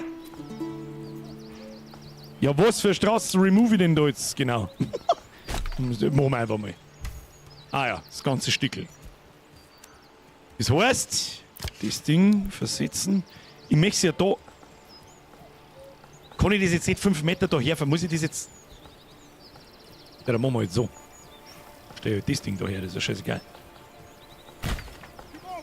Nein, das. So, hat uns jetzt das was gekostet?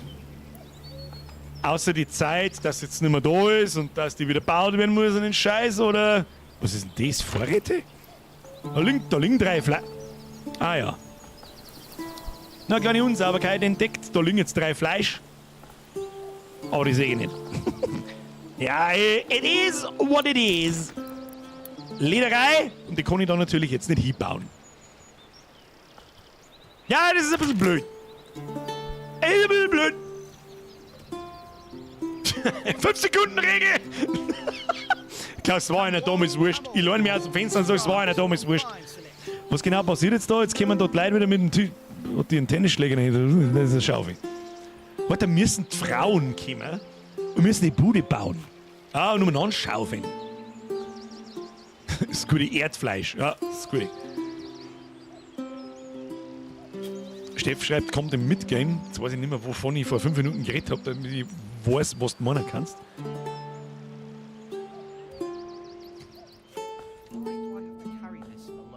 Da hinten wird Holz gehackelt. Alles gut. Oh, wir haben bei Zufriedenheit 50%. Lebensmittelvielfalt auf dem Markt plus 2. Wie haben wir das gleich wieder nachgeschaut? So? Nein. So? Nein. Das habe ich mir vorher schon gefragt. Wie ist das? Ah ja, da. Brennstoff haben es alle, Nahrungsvielfalt haben nicht alle. Das check ich nicht. Wieso gehen jetzt die anderen Häuser da nicht umeinander und holen sie Bärle? Weil die wahrscheinlich arbeiten müssen oder haben sie keine Zeit zum Einkaufen. Ja, das wir nicht. Da hat es nämlich Bärle geben. Ja, und da hat es Brennholz geben. Ja gut, wird alles seine Zeit brauchen. Was der wir jetzt mit den Vorräten da? Hey, könnt ihr einmal das Fleisch backen und nachholen oder was weiß ich, was der jetzt damit? Was tun wir damit?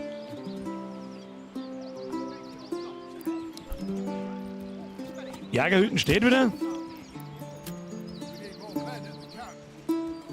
Jäger werden wieder zu. Das hat es jetzt vollgebracht da. Jetzt warte mal. Kann man das löschen irgendwie oder so? Ich kann es halt auch nicht löschen. Wird das geholt? Wird es nicht geholt? Was ist damit?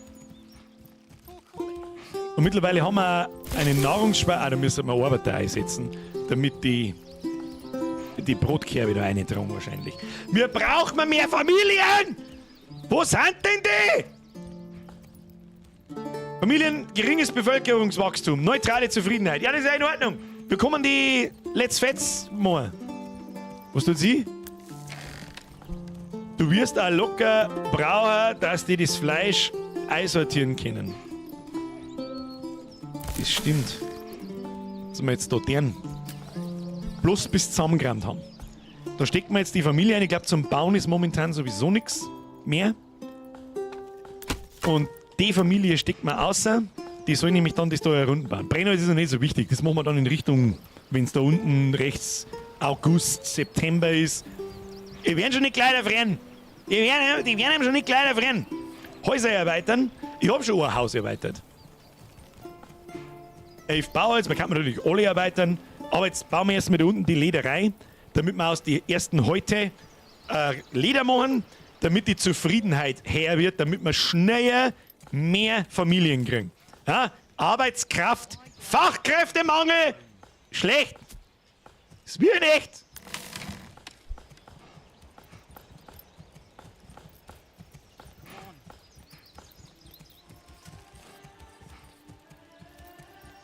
Es ist halt 10 nach 10 und es ist mir scheißegal. Es ist mir scheißegal. Was da? Allgemeines Lager voll? Was? Sägegrube? Achso, das Holzlager voll. Ja, das ungeschützte Waren, Lebensmittel und so weiter.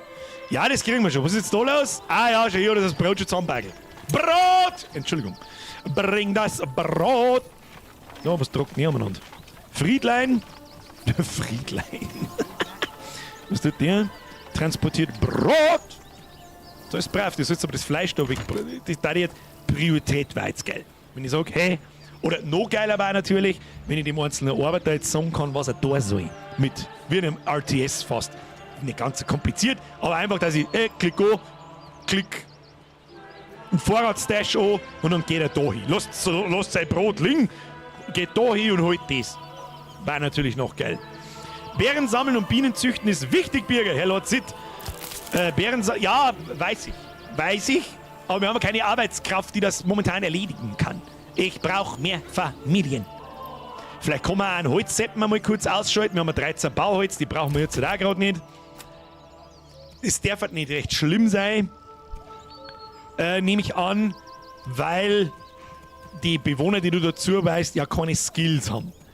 Und so, ja, das war dann wieder so eine Gameplay-Mechanik in sich, wenn die einzelnen Bewohner, zum Beispiel der Holzfäller, der ist jetzt da schon seit 2 Monaten drin, der kriegt dann pro Jahr 5%, was weiß ich nie was, auf Geschwindigkeit oder irgendwas. Oder auf einen Ertrag oder irgendwas.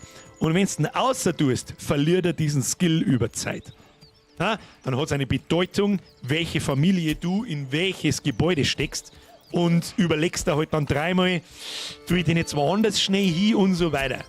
Wer weiß, ob sowas noch kommt, aber ich finde keine anderen Sachen zum Bemängeln, Leute. Ich finde keine. Also so kleine, was ist der Fehler? Fehler war, das ist jetzt doch nicht. Komm, hör mir auf! Jetzt passt das Ding da rein.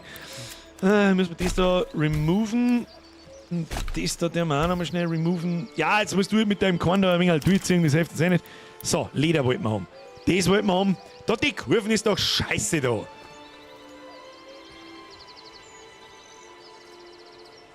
Da zimmert man sie. Ah ja, übrigens, die Bäume verschwinden dann einfach. Ist in Ordnung. Sägegrube, Brennholz, Forsthaus. Kann man dem Ding nicht irgendwie unbegrenzte Arbeit bei der Straßennetz angeschlossen, ja, Arbeitsbereich festlegen? Das heißt, wir möchten Control eigentlich, dass das da hier hinten alles Wald ist. Immer. Jawohl. Erweitern. Arbeitszeit. Ja, schade, dass ich den halt nicht sehe, gell? Ja, schade, dass wir den werde noch nicht fertig sein. Also das setze ich dann schon voraus, dass ich dann da sehe, wo der Arbeitsbereich von dem Forsthaus festgelegt ist, wenn ich nochmal festgelegt habe. Das ist natürlich auch noch eine Frage, funktioniert das schon? Weiß nicht, aber mal schauen. Bau ein Karottenfeld in einem deiner Häuser. Das wird eigentlich vom Karöttchenbauer kommen sollen. Das weißt du schon selber, oder? Aber ja, hast du recht, das wollten wir eigentlich nur sehen, gell? Schau mal, was kostet denn das? 15. Oh, schon hier. Schon hier, wir haben schon 51 Zufriedenheit. Ah, wird schon. Ah, das wird eben schon. Wird eben schon. Ich schätze mal, dann wird einmal im Monat wird dann eine Familie kommen, also, oder einmal im Quartal.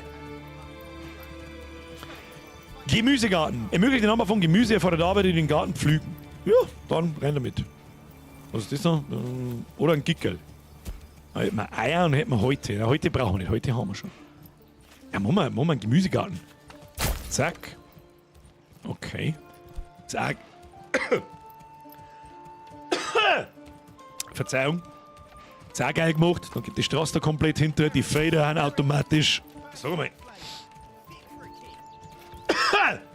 Hab ich zu früh gefressen, oder was war denn jetzt?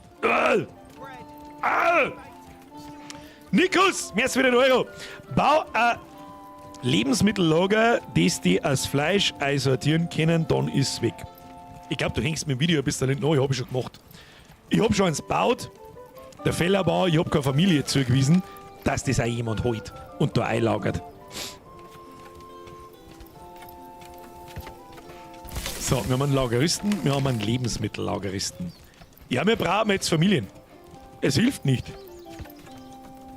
Mehr Familien. Vor allem dann auch für die Gerberei. Da müssen wir dann sowieso beim Abziehen. Es ist dann die Frage, wie haut das mit dem Marktplatz hin? Wenn ich jetzt den Lageristentypen tun wir nochmal daher. Arbeiter sammeln, bevor... Bei Bedarf bauen sie zudem automatisch Stände auf dem Marktplatz auf.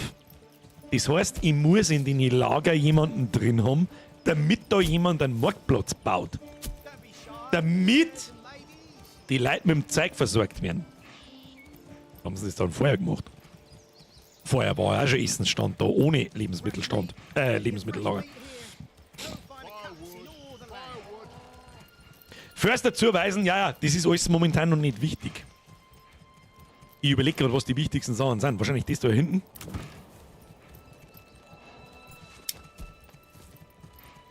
Okay, das kann ich jetzt wieder abreißen. Und wie weise ich jetzt da Arbeit dazu? Oder muss da erst irgendwas gebaut werden? Personen, allgemein, Brennstoff vorhanden, auf Lager, allgemeines Lager, Lebensmittel, Wohngebäude. Wie bewirtschaftet man das Ding jetzt da? Oder wird das von wartet, führt einen Ochsen, führt einen Ochsen. Familie einem anderen Arbeitsplatz. Ja. Das ist passiv. Ach so. Also da, aber da ist doch gestanden, man braucht Arbeiter, oder? Ermöglicht den Anbau von Gemüse. Er fordert Arbeiter, die den Garten pflügen und das Gemüse ernten. Der Ertrag hängt von der Größe des Feldes ab. Haben das dann einfach, die da. Familien ohne zugewiesenen Arbeitsplatz errichten Gebäude und kümmern sich um den Transport von Bauholz mit Hilfe eines Ochsen. Dann brauche ich ja die Ochsen-Dings da gar nicht zuweisen, ne? Da haben wir eh nicht. Das machen die Familien. Okay. Ja, okay. Okay, also hat ja jede Familie mehr Arbeitskraft als eigentlich vermutet. Ich habe jetzt nämlich auch noch vermutet, dass man auch wieder die Familie dann von da drin dort zuweisen muss und von draußen wieder eine abziehen. Okay, wenigstens Epsi. Das ist okay. Das war wahrscheinlich jetzt krass, der dauert zu lang dauern. Wie schaut es jetzt da aus? Gerberei im Bau. Wir haben 2 Bauseppen. Da können wir es alle hergestellt. Das habt ihr nie wieder da. Was ich übrigens auch gut finde, bis jetzt habe ich noch kein einziges Model gesehen, das gleich ausschaut. Wobei er da und er da, ja, jetzt sehen wir nicht mehr. Schau mal, was ist da los? Ah, da muss gerecht sein, der Dorothea. Na, Katharina! Katharina! Baut die Bude wieder an, weil die Männer wieder beim Scheißen, Wichsen, Fressen, Saufen sind. Oder was weiß ich.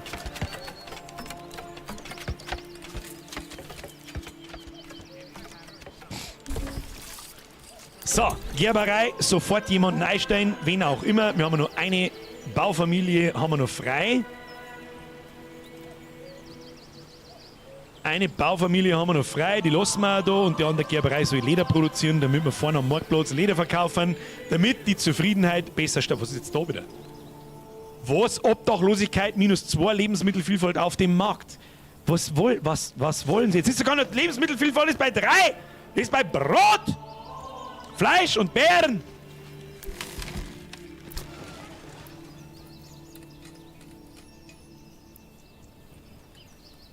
The fuck do you want? Olivia, hauen Sie sich hin. Vielen Dank fürs Zusehen. Hauen Sie rein. Okay, bye. Der Droff Doom schreibt, oder der Dr. of Doom schreibt, die Produktionsgebäude können auch Stände bauen, aber es ist ineffizienter, als wenn es der im Lager macht. Okay. America first, Niederbayern first. Diesmal habe ich verstanden. Bau mehr Häuser, dann kommen die schneller. Okay. Klang da ausbauen? Ja, Wohnraum ist Wohnraum. Ja, ob das jetzt ein Drohbautsgebäude ist oder nicht, ist ja scheißegal. Ja, dann bauen wir Droh. 1. Die müssen wir mal wegreißen. Wir bauen zumindest die 2 Millionen. Das ist ein Cast. Schade, dass man das in der Weit... Warte mal. Ja, man kann es auch nicht versetzen und nichts. Das ist schade, dass ich das Gebiet nicht nachträglich erweitern kann. Müssen wir theoretisch da beide wegreißen, ein groß einbauen und dann da rechts weitermachen. Ja, damit wir uns da so der längs noch nach da hinten arbeiten. Da hätte ich vorgeschlagen. So, auf der Straße. Und auf der unten Seite Produktionsgebäude und alles, was man so braucht. Marktplatz vielleicht dann ein bisschen nach rechts ziehen, dass alle gleich weit hier haben. Und ja. That's the plan. Was ist denn eigentlich das da? Oh, ich Blärmin. Da wird schon eingeheizt, oder was? Come along, lad. Come along, lad. Da, Anzahl der Monate bis zur Erschöpfung, das ist auch besser geworden. Ja, da tut sich noch nichts. Soll man da auch was sehen dann, oder? Naja, ist ja wurscht. Bekleidungsstand. Fertig. Genau das ist, was ich wollte. Schauen wir mal, Bekleidungsstand. Da ist noch nichts eingelagert. Die müssen erst einmal Leder holen. Schauen wir mal, ob wir schon Leder haben. Wirkt da schon irgendjemand? Hallo? Haben wir da was? Oh ja, haben schon 3 Leder auf Lager. Ja, das wird schon. Das wird schon. Das muss man halt wissen da. Ja, das habe ich am Anfang nicht gecheckt, dass da natürlich, dass man da hinten ein Fade lassen muss. Coole Idee. Sehr coole Idee. So, was kommt da daher? Transportiert heute der Jacob. Was machst du? Transportiert Fleisch. So ist recht. Rein in die Gerberei. Und liken nicht vergessen. Das, was der Soshi schreibt, da haben wir heute schon sauber spät drauf. Wer noch da ist und nicht auf den Like-Button gesmashed hat, der ist raus. Kinder, jetzt ist 20 nach 10. Sollen wir das nochmal spielen? Machen wir jetzt keine Umfrage ab in den Chat. Sollen wir das nächste Woche nochmal spielen? Sagst du freiwillig, sonst der besten Spiele, die wir seit langem da gehabt haben. Sage ich dir sofort auf der Stelle, das ist eines der besten Spiele, die wir seit langem da gehabt haben. Aber sowas von. Das wird jetzt schwierig, dass ich dort bratzen davon los bis nächste Woche. Aber ich werde es nicht angehen. Mir gefällt das gerade richtig gut, eine Art Spiel teilweise neu zu entdecken und zu erleben mit Sachen, die ich so in so einem Spiel noch nicht gesehen habe. Die sind natürlich nicht grundlegend anders, das ist mir schon klar. Aber da haben wir ein richtig gutes, bis jetzt, soweit ich es beurteilen kann, ein mit richtig viel Liebe gemachtes Spiel vor der Nase. Leck mich am Arsch, wie auch immer der eine Entwickler das gemacht hat. Keine Ahnung. Keine Ahnung. Keine Ahnung. So, ich möchte jetzt die Zufriedenheit steigen sehen. Lebensmittelvielfalt auf dem Markt gibt wieder +2. Jawohl. Wie schauen wir da aus? Allgemeines Laut, da vertue ich mich ein bisschen. Wo muss ich da? An Markt muss ich anklicken.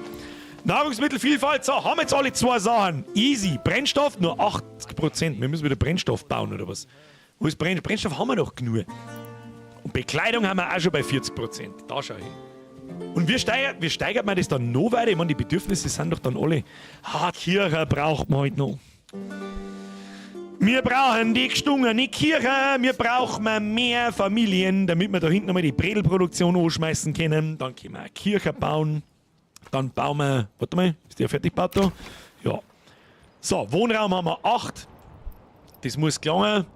Geringes Bevölkerungswachstum, neutrale Zufriedenheit. Also mir schaut das auch so an, als wäre das wurscht, ob ich jetzt da 15 Häuser stehen habe oder 5. Wir haben ein geringes Bevölkerungswachstum, das macht für mich nicht den Eindruck, als dass sie das daran orientieren. Wie viele Häuser das ich habe. Oder wie viel freien Wohnraum das ich habe. Was ich da allerdings gerade sehe, ist, wir haben eine Familie in der Stufe 1, 2 und 3. Das heißt, ähnlich wie in Anno, Bevölkerungsgruppen mit Bedürfnisse Level 1, Bedürfnisse kompliziert, Bedürfnisse super kompliziert. Taverne kommt auch. Stimmt, der Taverne kommt auch. Da gibt noch so viel. Also da gibt es noch sehr viel zu entdecken, so viel zum Freischalten, so viel zum Begutachten, wie es ausschaut. Mich interessiert, wir werden uns das alles im Detail anschauen. Die Ruhe und Zeit werden wir uns nehmen. Ist ja auch schön, ist schön beruhigend, muss auch mal sein. Dann werden die nächsten 1, 2, 3 Wochen halt so ausschauen. Montag, Simulator, absoluter Blödschiss und umeinander gepimmelt, dass du sagst, gibt's das? Und am Mittwoch widmen wir uns dem hier und dann kommt, glaube ich, in 2 oder 3 Wochen kommt sowieso Hellblade 2. Dann nimmt das den Platz des seriösen Gameplays ein. Das freue ich mich auch schon stark. Schaut das gut aus. Schaut das gut aus. Ich kann nichts anderes sagen, als gerade raus für, wohlbemerkt, Early Access, da ist noch nicht alles drin, es ist noch nicht fertig. Freiweg 10 von 10. Automatisches Speichern. Wir speichern gespeichertes Spiel Nummer 1. Stream 01 überschreiben. Oh. Dann müssen wir so machen, dann müssen wir ein neues Spiel erstellen.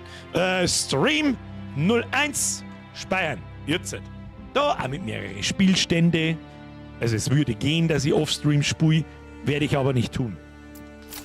Wir entdecken dieses Spiel gemeinsam. Ja, haben wir nicht weggeschafft in fucking fast 2,5 Stunden. 10 von 10. Freibeck. Auf der Stelle. Aber jetzt ist er ruhig. Meine sehr verehrten Damen und Herren. Und alle, die sich gleich wieder schleichen. Like nicht vergessen, Abo nicht vergessen. Und die schon abonniert haben, überprüfen einmal die Glocken, ob die schon aktiv ist. Und auf alles steht. Nicht YouTube wieder selber irgendwas umeinander stellt nach ein paar Wochen und Monaten, was es gerne mal tut, sondern mal nachschauen. Ah, ist wichtig, ist wichtig. Huntata! Die beiden zu kleinen Häuser musst nicht wegreißen, wenn du eine Werkstattproduktion erweiterst, nur für Gemüse und Obst brauchst einen großen Garten.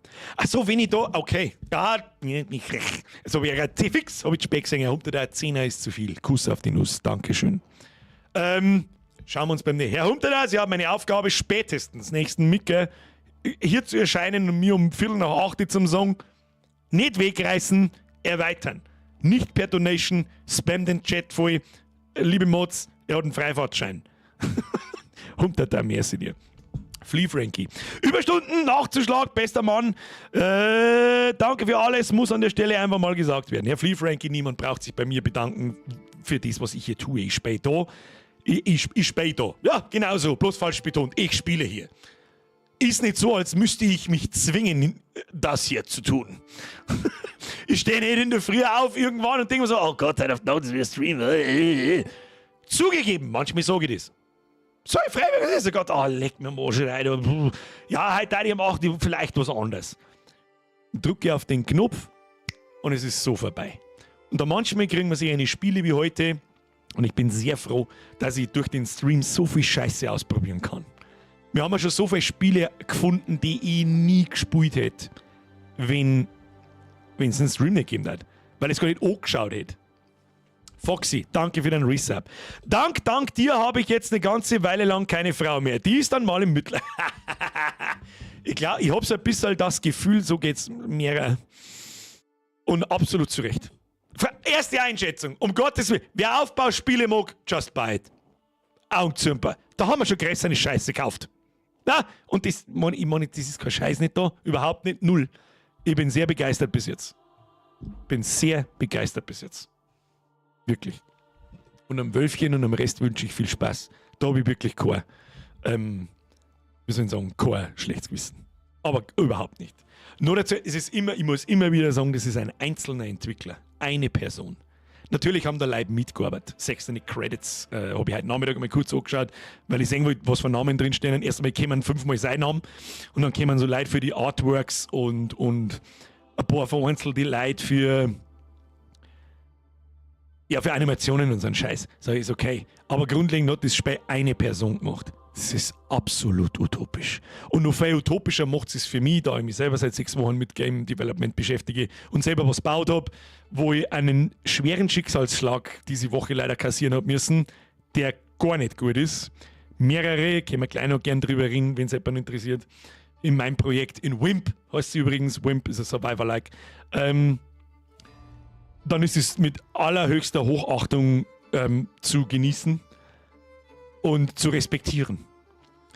Und wenn es dann auch noch die Messlatte als einzelner Entwickler gegenüber anderen ganzen Entwicklerteams, die Messlatte von hier, jetzt habe ich gerade mal 2 Stunden gespielt und gefühlt, hebt es die Messlatte von hier nach, die sehen wir da herum nicht mehr, in Aufbauspielen im Mittelalter, dann ist es nur zu respektieren. Utopisch, ist utopisch. Wie es der Bierkatscher schreibt. Hey, ist utopisch. Es ist utopisch. Absolut brutal. Absolut brutal. Historische Beratung hat er aus Österreich und Deutschland von Historikern bekommen. Ja, um Gottes Willen. Also, der war ja haben, das weiß er nicht. Das ist ja in Ordnung. Also, natürlich wird da zugearbeitet. Brauchen wir, natürlich. Aber im Grunde macht es einer allein. Das ist absolut gestörte Scheiße.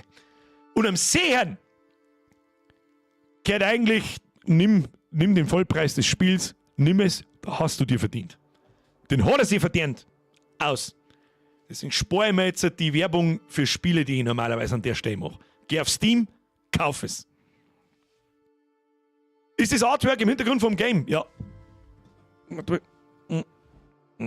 Sagt man nicht gescheit, da ist so ein Reiter an der Seite, der sitzt da auf dem Pferdal. Es ist aus dem Spiel, ja. Also ich weiß nicht, ob ein Screenshot ist wahrscheinlich nicht direkt, aber kann durchaus auch ein Screenshot sein und dann nachbearbeitet oder wie auch immer. Patreon hat auch gut am Laufen gehalten, hat sich absolut rentiert. Ja, 10 sich in die Early Access und Patreon und Kickstarter Games. Von 10 gegen 9 am Bach habe ich aber einmal ist jemand dabei, der was drauf hat, der ganz offensichtlich Ahnung hat, Bock auf sein Spiel hat und kein Scam-Wichser ist. Und dann kommt sowas. Jetzt hoffe ich nur, er hat sehr viel Geld verdient wahrscheinlich in der letzten Woche. Sehr viel Geld. Ich wiederhole mich. Sehr viel Geld verdient in den letzten Wochen. Völlig zu Recht übrigens. Das ist jetzt nicht, kommt jetzt keine Neidansage oder sonst was. Aber wir haben auch schon oft erlebt so, ich habe irgendwas gelesen von über 1 Million Sales. Jetzt gehen wir mal von im Schnitt 20 Euro aus. Ja, irgendwas zwischen Key-Käufern und Steam-Käufern für 30 Euro. Gehen wir im Schnitt mal vom Schlechteren auf, vom 20, dann hat der Typ 20 Millionen Euro verdient. Da ziehen wir mal Steam-Gebühren ab von 30%, ist wurscht, hat er immer noch 15. Ja, dann hat er immer noch 15 Millionen. Und dann zeigen wir was noch alles ab, Werbung für Influencer über Nexus GG, da wo ich mich auch schon fast angemeldet hätte, was ich wahrscheinlich sogar auch noch da werde. Warum nicht? Ich habe kein Problem damit, Spiele weiter zu empfehlen und wenn jemand von euch über einen bestimmten Link dann ein Spiel kauft und ich habe was davon, ich glaube, da brauche ich kein schlechtes Gewissen nicht haben. Ja. WM23! Aha, ist dir. Was? Aha, ist dies Dr. Resub? Nachschaus geworden. Aha, ist das Dr. Resub? Mr. DM, ich weiß immer noch nicht, ob es ein Resub ist. Ich nenne es einfach so. Ich glaube, es ist keiner. Irgendwann überlegen wir unser eigenes Wort für das, was ihr da betreibt. Ah, die Mitgliedergongel. Der Mitgliedergong. Oder irgend sowas, keine Ahnung. Merci für deinen Resub. Der IK oder die IK, das glaube ich schon mal gefragt, tut mir leid, aber eine Frau hat normalerweise nicht 1337 im Namen, darum sage ich jetzt der IK. 30 Euro Fragezeichen, das weiß ich jetzt nicht, wie du das meinst, viel oder wenig. Ich sage, normalerweise kostet es 40, es ist gerade runtergesetzt auf 30. 40 heute für ein Early Access Spiel ein bisschen zu viel. 25 war für mich der perfekte Preis. Fair und gut und super gut. Aber jetzt weiß ich, wie es geht. Ja, wieder was gelernt. Ja. Gibt's im Xbox Game Pass? Was? Männer lassen es im Game Pass. Ja, okay, dann sage ich das dazu, bevor Leute jetzt da 30 Euro ausgeben. Kauf's trotzdem auf Steam, damit der Entwickler was davon hat. Zwar direkt. Weil der wird nichts davon haben, wenn es im Game Pass. Ich weiß nicht, wie ein Entwickler zahlt wird. Pro Installation über den Game Pass, pro Spiel. Oder ob er einen grundlegenden Preis kriegt, damit es Microsoft anbieten kann und dann können sie so viel spenden, das weiß ich nicht. Ich habe das Gefühl, bei Steam kriegt er mehrere, das sehe ich jetzt nach 2 Stunden schon, hat er sich verdient. Da gibt es überhaupt keine Diskussion nicht. Für mich. Im Endeffekt, wenn 30 Euro für die beschissen viel Geld sind, was nur verständlich ist, ja, braucht sich keiner rechtfertigen, nimmst einen Game Pass, kostet 10. Dann kannst du es einen Monat spielen, Minimum. Und 500 andere Spiele, da wo richtig gute Spiele dabei sind. Ja, ich bin ein sehr großer Freund des Game Passes. Ich habe ihn gerade momentan aber nicht aktiv, deswegen habe ich es wahrscheinlich auch nicht mitgekriegt. Il Pain schreibt, sowas muss man echt unterstützen. Da habe ich überhaupt ganz im Gegenteil. Da nutze ich die Reichweite hier liebend gern aus, fördert das Spiel, scheißt mit Geld zu, wenn er weitermacht. Davor habe ich halt Angst. Ja, jetzt haben wir 15 Millionen verdient.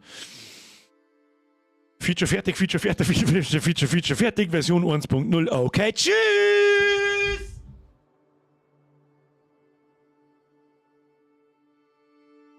Wenn er ein Wichser ist, und ich sage es freiwillig, wie es ist, bei 15 Millionen, da die also überlegen anfangen. So, scheiße ich da jetzt noch mit 2 umeinander wie ein Vollgas-Narischer oder leck mich und fuck you.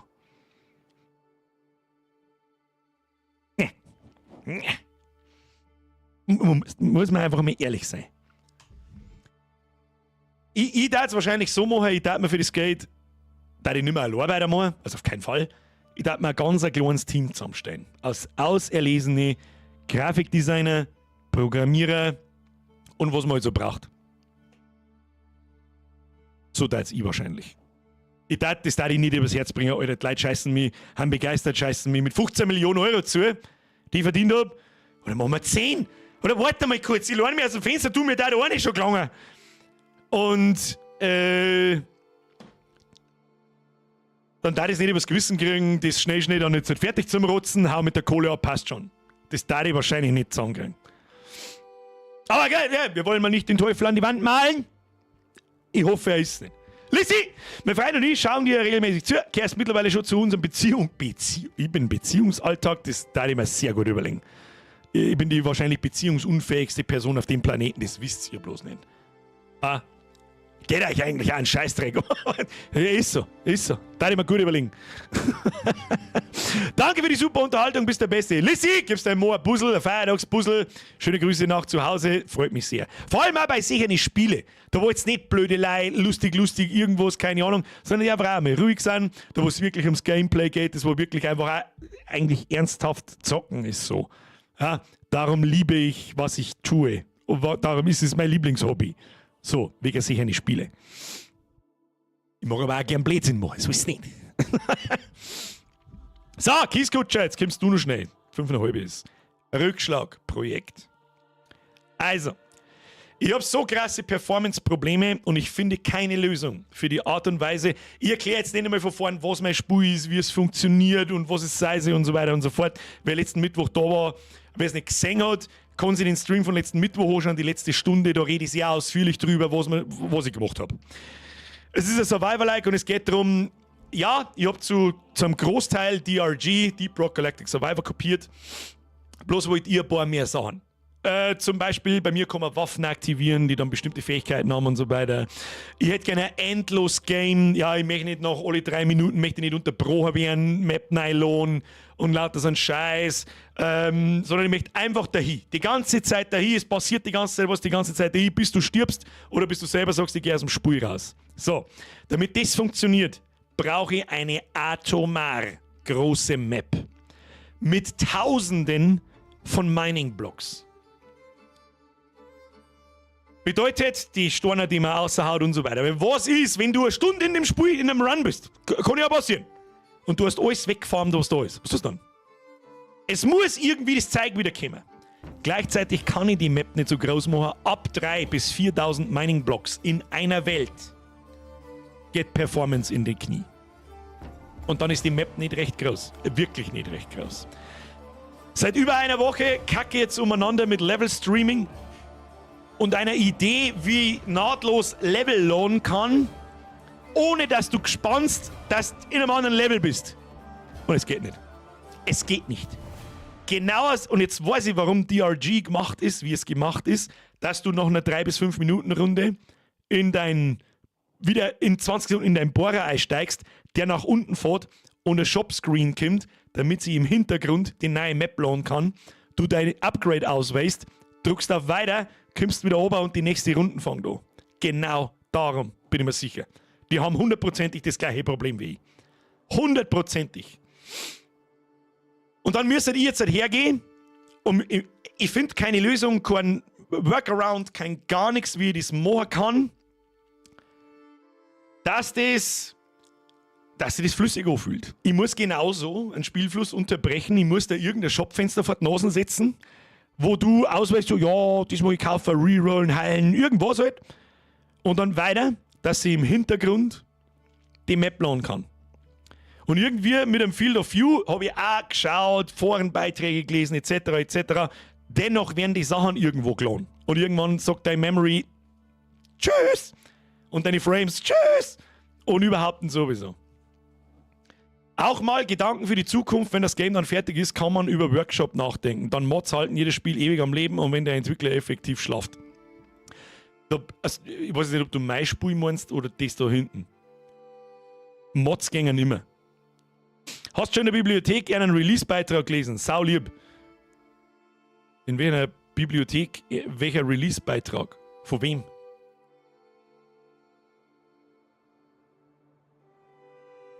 Ich bin glaube ich, gerade ganz woanders. Ich bin gerade bei meinem Spiel. Bei meinem eigenen. Haben die Meteoriteneinschläge nicht den Ressourcen-Respawn geregelt? Haben sie noch nicht. Das war der ursprüngliche Plan gewesen. Der neue Plan.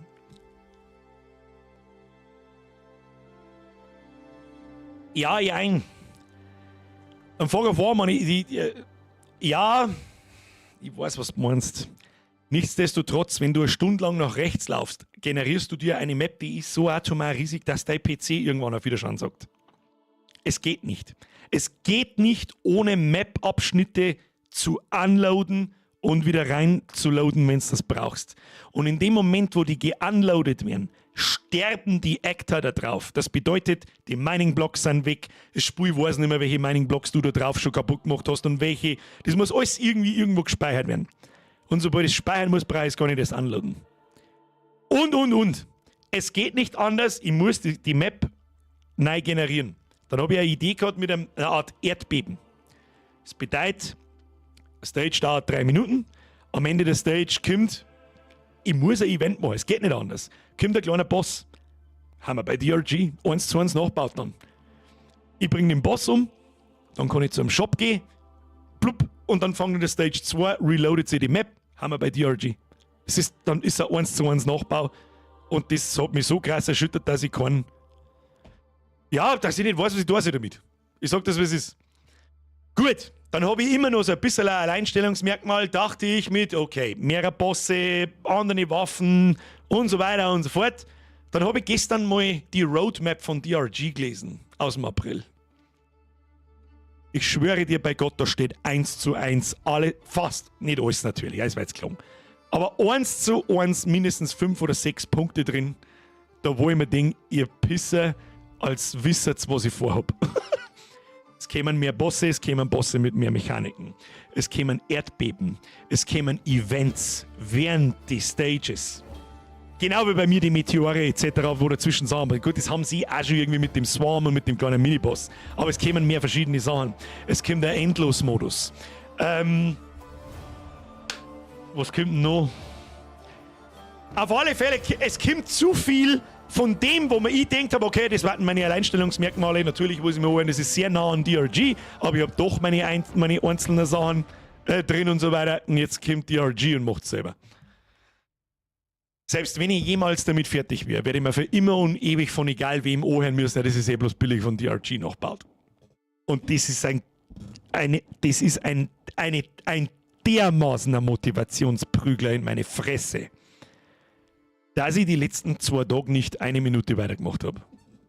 Das hat richtig weh da. Weil ich nicht so weiß, was ich draus machen soll. Der Hunter, der schreibt, wie machen die das dann bei so Riesen-Map-Spielen wie zum Beispiel Assassin's Creed, Red Dead 2 etc.? Ja, das ist eine gute Frage. Das ist wirklich eine gute Frage. Ich weiß nicht. Das sind aber auch riesengroße Entwicklerteams. Ich habe mit Unreal zu lernen begonnen vor 6,5 Wochen. Also um Gottes Willen, wenn mir irgendwann irgendein Forenbeitrag, irgendeine Idee, irgendein Video, irgendein Tutorial, irgendetwas über den Weg läuft, das dieses Problem löst, dann mache ich weiter. Und selbst dann ist DRG 100 Mal schneller wie ich, bringen die neue verschiedene Bosse mit verschiedenen Mechaniken, bringen die Erdbeben, die sich verändernde Map, etc. etc. Und ich komme irgendwann daher und dann ist immer nur 1:1 ein Nachbau. Außer, dass man meine Waffen aktivieren kann. Und das ist kein groß genug Alleinstellungsmerkmal, dass ich sage, leck, ich glaube, ich habe keinen Bock, dass ich mich von Leuten anfucken lasse, das hast du ja bloß nachgebaut. Mal gucken, wenn mir was einfällt, aber ungelogen, ich hab's die letzten 6 Wochen so krass übertrieben. Ich war richtig erschüttert. Vorgestern, so nachmittags, wie ich so gespannt habe, so, ja, scheiße, das haut so nicht hin. Okay, jetzt lasst Motivation nach, vielleicht schaut es auch gar nicht, lasst es mal liegen. Dann habe ich es liegen lassen. Dann bin ich so da gesessen, so. Was tue ich denn jetzt? Was zur verfickten Hölle tue ich? Was habe ich vor 6 Wochen da, wenn ich nicht am Speck gewerkt habe? Ich weiß, was ich tue, du bist langweilig. Ah! Naja. Dann bringst du halt andere Bosse. Vielleicht soll er die einfach generell drauf scheißen, dann ist es halt 1:1 nachgebaut. Und dann, wie viele Minecraft-Klone gibt's denn? Die gehen natürlich alle unter. Ich habe aber auch nicht die Ambition, dass ich 1 Million Spiele verkaufe. Ich sag nicht nein. Nicht nein, so ist natürlich, wie es ist. Aber mal schauen. Es schaut jetzt sowieso überhaupt nicht, wenn ich ein bisschen eine Pause mache. Das war richtig übertrieben, die letzten 6 Wochen. Es hat auch richtig viel Spaß gemacht. Also so ist es nicht. Ich bin auch richtig weit gekommen. Ich habe so viel gelernt, wie keine Ahnung wann das letzte Mal, ich weiß es nicht. Mal gucken.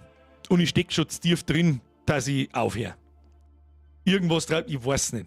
Das Einzige, was mich noch unterscheiden würde, die Waffen, die man aktivieren kann, die dauerhaften Upgrades außerhalb vom Spiel, die uns unendliche gängen und nicht irgendwann gecapped sind, kommt darauf an, wie der DRG Endless Mode ausschaut, und ein Itemsystem. Und ein Itemsystem. Und das hat DRG nicht. Heißt, Rüstung in Ozean. Ja, also, ich habe eine Brustrüstung gefunden, da haben 10 Stärke drauf oder irgend so ein Scheiß. Ans Spiel halt angepasst. Du bist der Roboter, er setzt einen Chip ins Hirn. Keine Ahnung, auf dem Chip haben plus 20% Damage drauf. Und das kann bei einem Boss droppen. Mit einer bestimmten Chance. Chance wird immer höher in der höheren Stage, das bist und so weiter. Das hat DRG nicht. Und da habe ich auch nichts gelesen in der Roadmap von einem Itemsystem. Items und Equip gibt es bei Death Must Die. Ja, also um Gottes Willen, ich werde das Rad nicht neu erfinden. Das war mir damals schon klar. Im Prinzip seine Waffen aktivieren, seine Fähigkeiten aktivieren, kann man in Diablo und in jedem anderen Action-RPG. Das ist auch nicht neu erfunden, aber in dem Genre gibt es das noch nicht so oft. Und Items und Equip, ich glaube, gibt es auch bei Halls of Torment, wenn man nicht alles täuscht, ist auch nicht neu erfunden. Aber halt einfach die Sachen zusammenmischen. Dafür hat Halls of Torment zum Beispiel, kann ich das mit den Mining Blocks und mit den Ressourcen nicht. Der Dr. auf Doom schreibt, bei Red Dead 2 glaube ich, so dass wenn ein Teil der Map anlautet, wird jeder NPC und Object eine Nummer hat und seine Attribute gespeichert und abgelegt werden, und wenn man dann zurückholt, holt er sich die Info. So kann das man auch vorstellen. Es werden Map-Abschnitte werden reingestreamt, wenn du ein gewisses Gebiet erreichst, und beim Laden dieses Abschnittes weiß der Abschnitt noch vom letzten Mal, als er geladen wurde, wie er beieinander war. Dass da was weiß ich nie, ein Munitionspackerl da hingelegt hast oder eine Leiche oder was der NPC gerade macht oder wie auch immer. Das ist utopisch, Alter. Das ist utopisch. Das kriege ich nicht hin. Sag ich dir, wie es ist. Hey du, ganz ehrlich, die Survival-Likes und so sind eigentlich immer dieselben Spiele. Schau, dass es Spaß macht. Der Rest ist wurscht, wenn du mich fragst. Da hast nicht ganz unrecht, aber ich finde, DRG hat mit seinem Mining-Block abgebaut und dem Verändern der Map im Prinzip. Du kannst auf einmal so, fuck, ich kann nicht links, ich kann nicht rechts. Okay, ich buddelt mich da durch den Dings durch und mache einen neuen Weg auf. Schon finde ich ein krasses Alleinstellungsmerkmal. Das war das, was mich so fasziniert hat. So mit sowas einfach machst du das Spiel so anders. Okay, ich habe auch noch 2, 3 Ideen, probier's mir noch zum Bauen. Und Unreal interessiert mich sowieso schon lang. Der Entwickler saß 7 Jahre an dem Spiel. Ich denke nicht, dass er das jetzt fallen lassen zwecks Geld. Wer weiß? Wer weiß? Ich denke auch nicht, dass es fallen lässt, aber wer weiß? Geld verändert. Wie heißt es so schön? Beim Geld hört meistens der Spaß, Freundschaft und der Spaß auf. Wie machen die das dann bei so Riesenmap-Spielen zum Beispiel? Da haben wir gerade drüber geredet. Was gibt's denn auf die Meinung von denen? Deine Fans werden es feiern, einfach schon, weil es von dir ist. Ja, gut, das stimmt. Das stimmt. Um Gottes Willen. Trotzdem interessiert mich natürlich, ich mag keine billige Kopie nicht herscheißen. Es war jetzt das Gleiche, wenn ich anfange, was weiß ich, was für Videos-Format funktioniert denn gerade gut. Nehmen wir mal so, jemand anderes hätte How-Tos gerade gemacht und die haben super. Und das sind nicht meine. Und ich gehe her und mache die How-Tos noch. Das darf ich niemals tun. Niemals. Wenn nicht genügend, natürlich irgendwo kopiert ja jeder von jedem, wenn nicht genügend eigene Idee, eigenes Ding drin ist, dass ich. Mein Bauchgefühl sagt einfach, Alter, das ist krass kopiert. Und es wird immer nur als schlechte Kopie von DRG gelten. Das war so gern DRG, schafft's aber nicht. Lissi, Dankeschön für den 5er übrigens. Ja, habe ich noch gelesen. Hast du schon mal überlegt, dass du verschiedene Ebenen einbaust?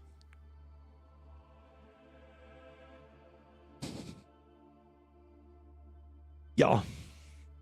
Meinst du jetzt verschiedene Level-Ebenen, dass man nach oben gehen kann und ist dann in einer komplett neuen Welt, weil das ist nichts anderes, die muss ich auch laden und entladen. Aber das wäre noch etwas, das er anders sehr spät noch nicht hat. Mehrere Ebenen, also Vertikale bauen. in solche Spiele. Heißt, habe ich ja eh schon drin, ja, von der Beispiel-Map immer noch. Da, wo man so einen kleinen Aufgang aufgehen kann und dann bist halt über die Gegner. Kannst dann oberspringen. Gibt vielleicht Fallschaden. Kannst hergehen. Aber die Viecher kommen da halt auch noch, wenn du da oberspringst, bis hin. Wer ist ein kleines Alleinstehend? Du erfindest das Rad sowieso nicht mehr neu. Ja, es kommt einmal alle 5 Jahre vor. Und das letzte Genre, das neu erfunden worden ist, ist, glaube ich, tatsächlich ein Survivor-like. Ich weiß ja nicht, was Neues. Es gibt sonst nichts Neues. Es wird auch nie wieder was Neues geben, weil es alles schon gibt. Dass du nach 3 Minuten einfach durchfällst in der unteren Ebene und es geht da weiter. Unterbricht auch irgendwie den Spielfluss. Ich komme nicht rundherum. Ich muss eine bestimmte Mapgröße machen. Da drin füllt sich die Map. Ja, mit den Elementen, wo man aufgehen kann, runtergehen kann, runterfallen kann, was auch immer. Die ganzen Mining-Blocks und so weiter. Und das ist zufällig und das ist ja gar nicht schwierig. Das habe ich übrigens auch schon gemacht. Das schon funktionieren. Aber ist jetzt groß, leider. Und es dauert 3 Minuten oder 5 Minuten, Stage. Du hast ein Achievement, genau wie in DRG, wo du Ressourcen kriegst, die du da drin machen kannst. 2, 3 Events, die passieren und am Schluss ein Boss. Und wenn du den Boss killt hast du eine bestimmte Zeit. Da musst du eine, ansonsten stirbst. Dann kommt der Shop. Du kannst deine Upgrades kaufen. Weiter geht's. Fangst wieder in der Mitte an. Map ist neu generiert. Ressourcen sind wieder da. Neue Viecher kommen. Aber halt ein Stück stärker. Solange bis du stirbst. Oder nach dem Boss, nach Stage 5, extrahierst und deine Ressourcen mit nach draußen nimmst. Ansonsten verlierst du alles. Oder die kleinen Ressourcen, die Hälfte davon, deine Items gehen alle kaputt, die du hast. Und die du gesammelt hast, sind alle weg. Wenn du stirbst. Ist die einzige Möglichkeit, wie ich es machen kann. Ich habe mir das Hirn zermartert seit über einer Woche. Seit genau einer Woche. Vor einer Woche habe ich angefangen mit der prozeduralen Map und so weiter und so fort. Und das hat richtig gut funktioniert. Das war sogar richtig einfach. Ich habe handcrafted Map-Tiles gebaut. Viereckig einfach mal zum Start. Und da einfach random Mining Blocks gesetzt, so wie man das Ding, ja, das passt und so weiter und so fort. Und dann werden die angeordnet. Da habe ich 5 oder 6 verschiedene gebaut. Dann werden die 3 nebeneinander, 3 untereinander. Also ein Fade 3 auf 3. Und da werden die eingestreamt. Das dauert auch gar nicht lang. Das ist auf gut, an meinem Rechner dauert das eine Sekunde ungefähr. Dann ist die Map generiert und du brauchst, glaube ich, 3, 4, 5 Minuten von ganz links unten bis ganz rechts oben zum Laufen. Und da haben noch keine Viecher da und nichts.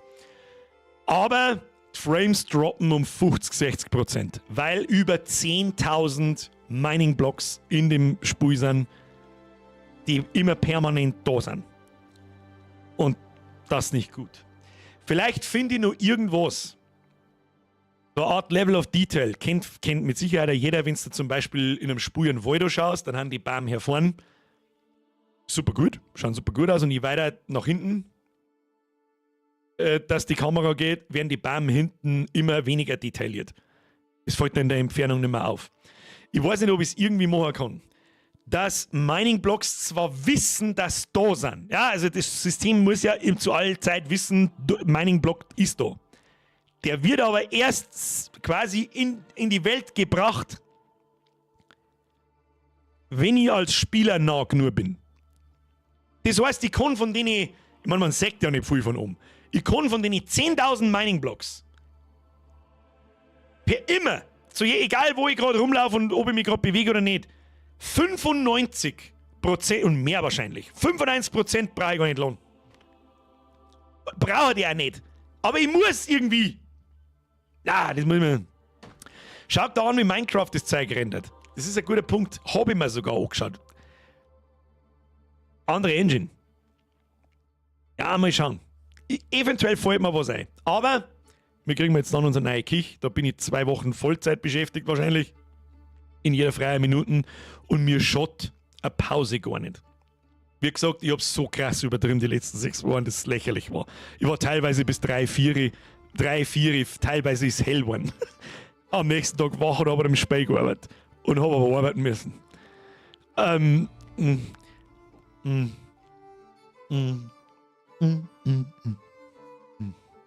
Weiß nicht ich.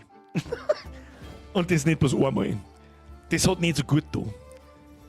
Darum ich muss jetzt mal ein bisschen eine Pause, mal Kopf vom Rauchen freikriegen und vielleicht fällt mir was ein. Und die nächsten 2-3 Wochen muss ich mich sowieso, bis Ende Mai muss ich mich um die Kich kümmern dann. Und dann schauen wir mal nochmal weiter. Mr. Napalm. Es gibt sowieso gleich die Abschiedströte, aber es gibt die kleine Begrüßungströte. Und an den Romoy XO auch übrigens. Ich hoffe, ihr habt's noch da. Welcome to the Squad, danke für eure Mitgliedschaft. Ich war gerade so im Redefluss, ich habe einfach labern müssen. Ich habe euch schon gesehen, ich hab bloß nichts gesagt. Kuss auf die Nuss. Dankeschön. Sag noch mal, was ist das Brot? Ich glaube auch, dass eine Pause gerade recht ist. Das war wirklich krass. Ich weiß nicht, wann ich das letzte Mal so krass an einem Hobbyprojekt gewirkt habe. Ich glaube, wie ich mit Annex angefangen habe. Aber da habe ich auch nicht 6 Wochen so durchgezogen. Wie da jetzt. Das war schon grenzwertig. Ich wundere mich selber. Ich habe mich selber gewundert. Weiß nicht, wann ich das letzte Mal auf Epsi so Bock habe. Spinnst du ein wenig? Okay. So. Gehen wir ins Bett. Schau an, wie der Minecraft das zeigt. Ja, Minecraft ist eine andere Engine. Aber so dumm ist das nicht. Das war jetzt nicht best gemeint gewesen sein oder sowas. Das hast du schon nicht ganz unrecht. Die kriegen es auch irgendwie hin, 10 Millionen von solchen Dinger in die Welt platzieren und zu wissen, wo die Dinger sind. Irgendwie muss es gehen. Aber ich finde auch kein Tutorial, das sowas genau, wie soll ich sagen, das sowas behandelt. Dass die Objekte keine Performance kosten, weil es meilenweit weg sind. Und eigentlich gar nicht existieren sollten in-game. Und erst gelohnt werden sollen, wenn ich in die Nähe komme. Und dann aber auch wissen sollen, bin ich schon einmal kaputt gemacht worden oder nicht? Schauen wir mal. Schauen wir mal. Rumtesten, vielleicht fällt mir was ein. Meine sehr verehrten Damen und Herren, jetzt haben wir wieder sauber zu lang. Und dann muss ich trotzdem mal schauen. Vielleicht hat er eine gute Idee. Schauen wir mal, der Per Durabo schreibt, Platzhalter. Und du fasst mehrere Blöcke zu einem Platzhalter zusammen. So würdest du verschiedene Lots bekommen. Ich glaube, ich weiß, was du meinst. Als Level... Nochmal, Performance. Performance ist nicht damit gemeint, die Render-Performance von der Grafik. Da fehlt überhaupt nichts. Es ist die Berechnung der Existenz dieser Dinger. Ich weiß nicht, wie ich es anders sagen soll. Es ist nicht, dass ich nicht... Die habe ich sowieso nicht alle in einem Beutel reingerendert. Es ist einfach die schlichtwege Existenz dieser 10.000 Mining-Blöcke, die Performance fickt. Und es sind wirklich bloß, und jetzt sind es bloß mal Quadrate. Es sind einfach nur Würfel. Mit 4 Seiten, weniger Polygone geht nicht und einer super simple Würfel-Collision-Box. Das heißt, wenn ich da später dann optische Storner draus mache, dass die ein bisschen cooler ausschauen und einfach bloß 4 die Kasten sind, dann adios. Dann werden nämlich aus 10.000 Mining-Blöcke mal 4 Polygone, werden dann, lassen wir mal 100 Polygone in so einen Store haben und das ist nicht recht viel, werden sofort 1 Million. Und dann kannst du es komplett vergessen. Du musst halt gut spielen, das ist der Punkt. Infos über Blöcke in einer SQL-Datenbank speichern und nachladen oder speichern, wenn nötig. Die Positionen von den Blöcken. Und erst dann lohnen, wenn ich in die NAT komme davon. Was ist, wenn ich dann wieder weggehe? Halt, stopp. Da wird einfach drin gespeichert, existiere ich noch oder nicht. Ich muss mir aber mehrere Sachen merken. Habe ich schon mit draufgehauen, wie viel Leben hat er noch? Oder ich speichere nur das Leben und lösche das aus der Datenbank, außer wenn das Leben 0 und weniger ist.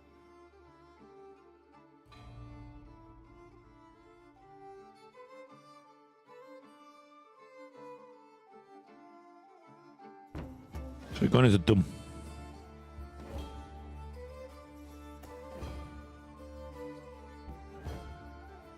Das ist gar nicht so dumm.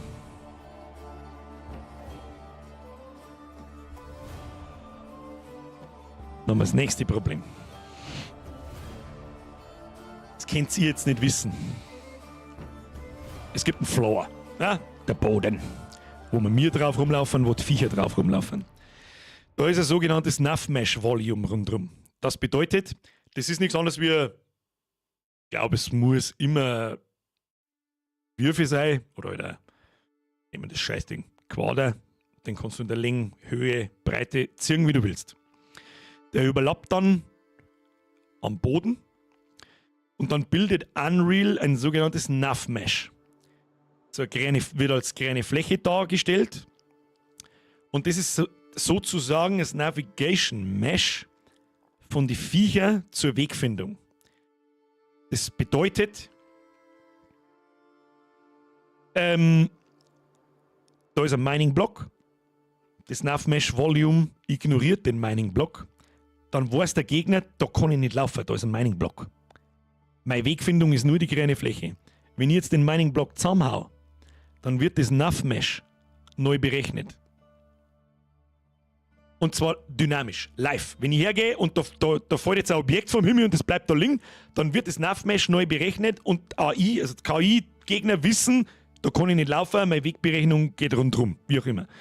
Wenn jetzt da außerhalb, angenommen ich renne Vollgas nach rechts, volle Kanone, ole ole, und irgendein Viech hängt irgendwo umeinander. Und dann verschwinden da die Mining-Blöcke. Dann rennt das irgendwo, wo es nicht rennen soll. Weil der Mining-Block nicht mehr existiert, wenn wir den nicht darstellen.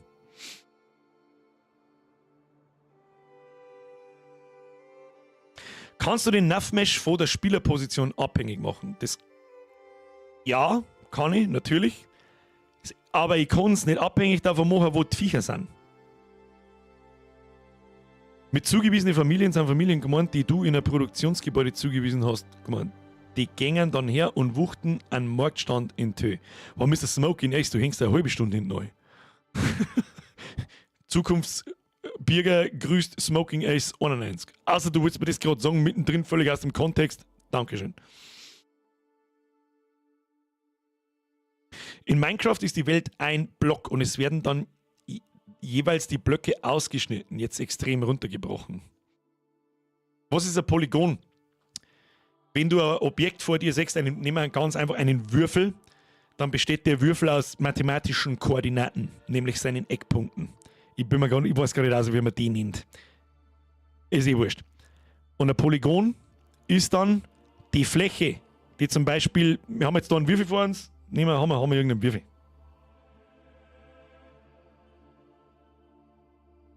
Ich habe keinen Würfel da, nehme ich das. Immer das Ding da. Ah, ist ja quasi dreidimensional. Dann hat das Ding da einen Punkt, da einen Punkt, da einen Punkt, da einen Punkt. Das wird verbunden und die Fläche, die da entsteht, ist ein Polygon. Das Polygon kannst du dann aufteilen in 2 oder in 3, egal oder wie auch immer, aber jedes einzelne Polygon muss irgendwie dargestellt werden und berechnet werden. So. So, ich schleiche mir jetzt. Der Bibi wird wieder nicht fertig mit labern, weil du hast da absolut recht, das ist einfach. Schauen wir mal, ich überlege was. Aber es waren schon gute Ansätze dabei. Das mit der Datenbank eventuell irgendwie über Red Dead 2 mal drüber nachdenken. Ja, so. Das speichert sich einfach den Zustand, wie er da war. Und wenn es wieder geladen wird, lädt er den Zustand wieder. Das ist eventuell gar nicht dumm, meine sehr verehrten Damen und Herren. Das ist eventuell gar nicht dumm. Kann, ja, mal gucken. Aber momentan Päuschen. Danke fürs Zuschauen. Liken nicht vergessen. Wir haben einen super Spiel heute gefunden. Nächsten Mittwoch geht's weiter. Manche haben vielleicht schon ein verfrühtes Wochenende. Hoffe ich für euch. Ich nicht, aber egal. Ich wünsche euch ein schönes Wochenende, vielleicht ein schönes langes Wochenende und vorab ein schönes Wochenende. Wir sehen uns nächsten Montag mit irgendeinem Friseursimulator oder so ein Scheiß. Und nächsten Mittwoch spielen wir Runden da weiter. Schauen wir mal. Kuss auf die Nuss. Kauft euch mal ein Vollbissquad, Leiberl. So. Jetzt, anstatt dass mit 50er da und 100er da herinnen anschmeißt, ihr Zipfel Adams. So. Ich wünsche euch was. Danke fürs Zuschauen. Danke für die ganzen Donations. Danke an die ganzen neuen Mitglieder. Da waren halt einige dabei. Danke an die alten Mitglieder. Press Triple F für die Mods, die sich heute schon wieder eine Stunde mehr Laberei anhören haben müssen, wie ich eigentlich dachte, das geschieht. Und jetzt schaut's, das lang gewinnt's. Habe!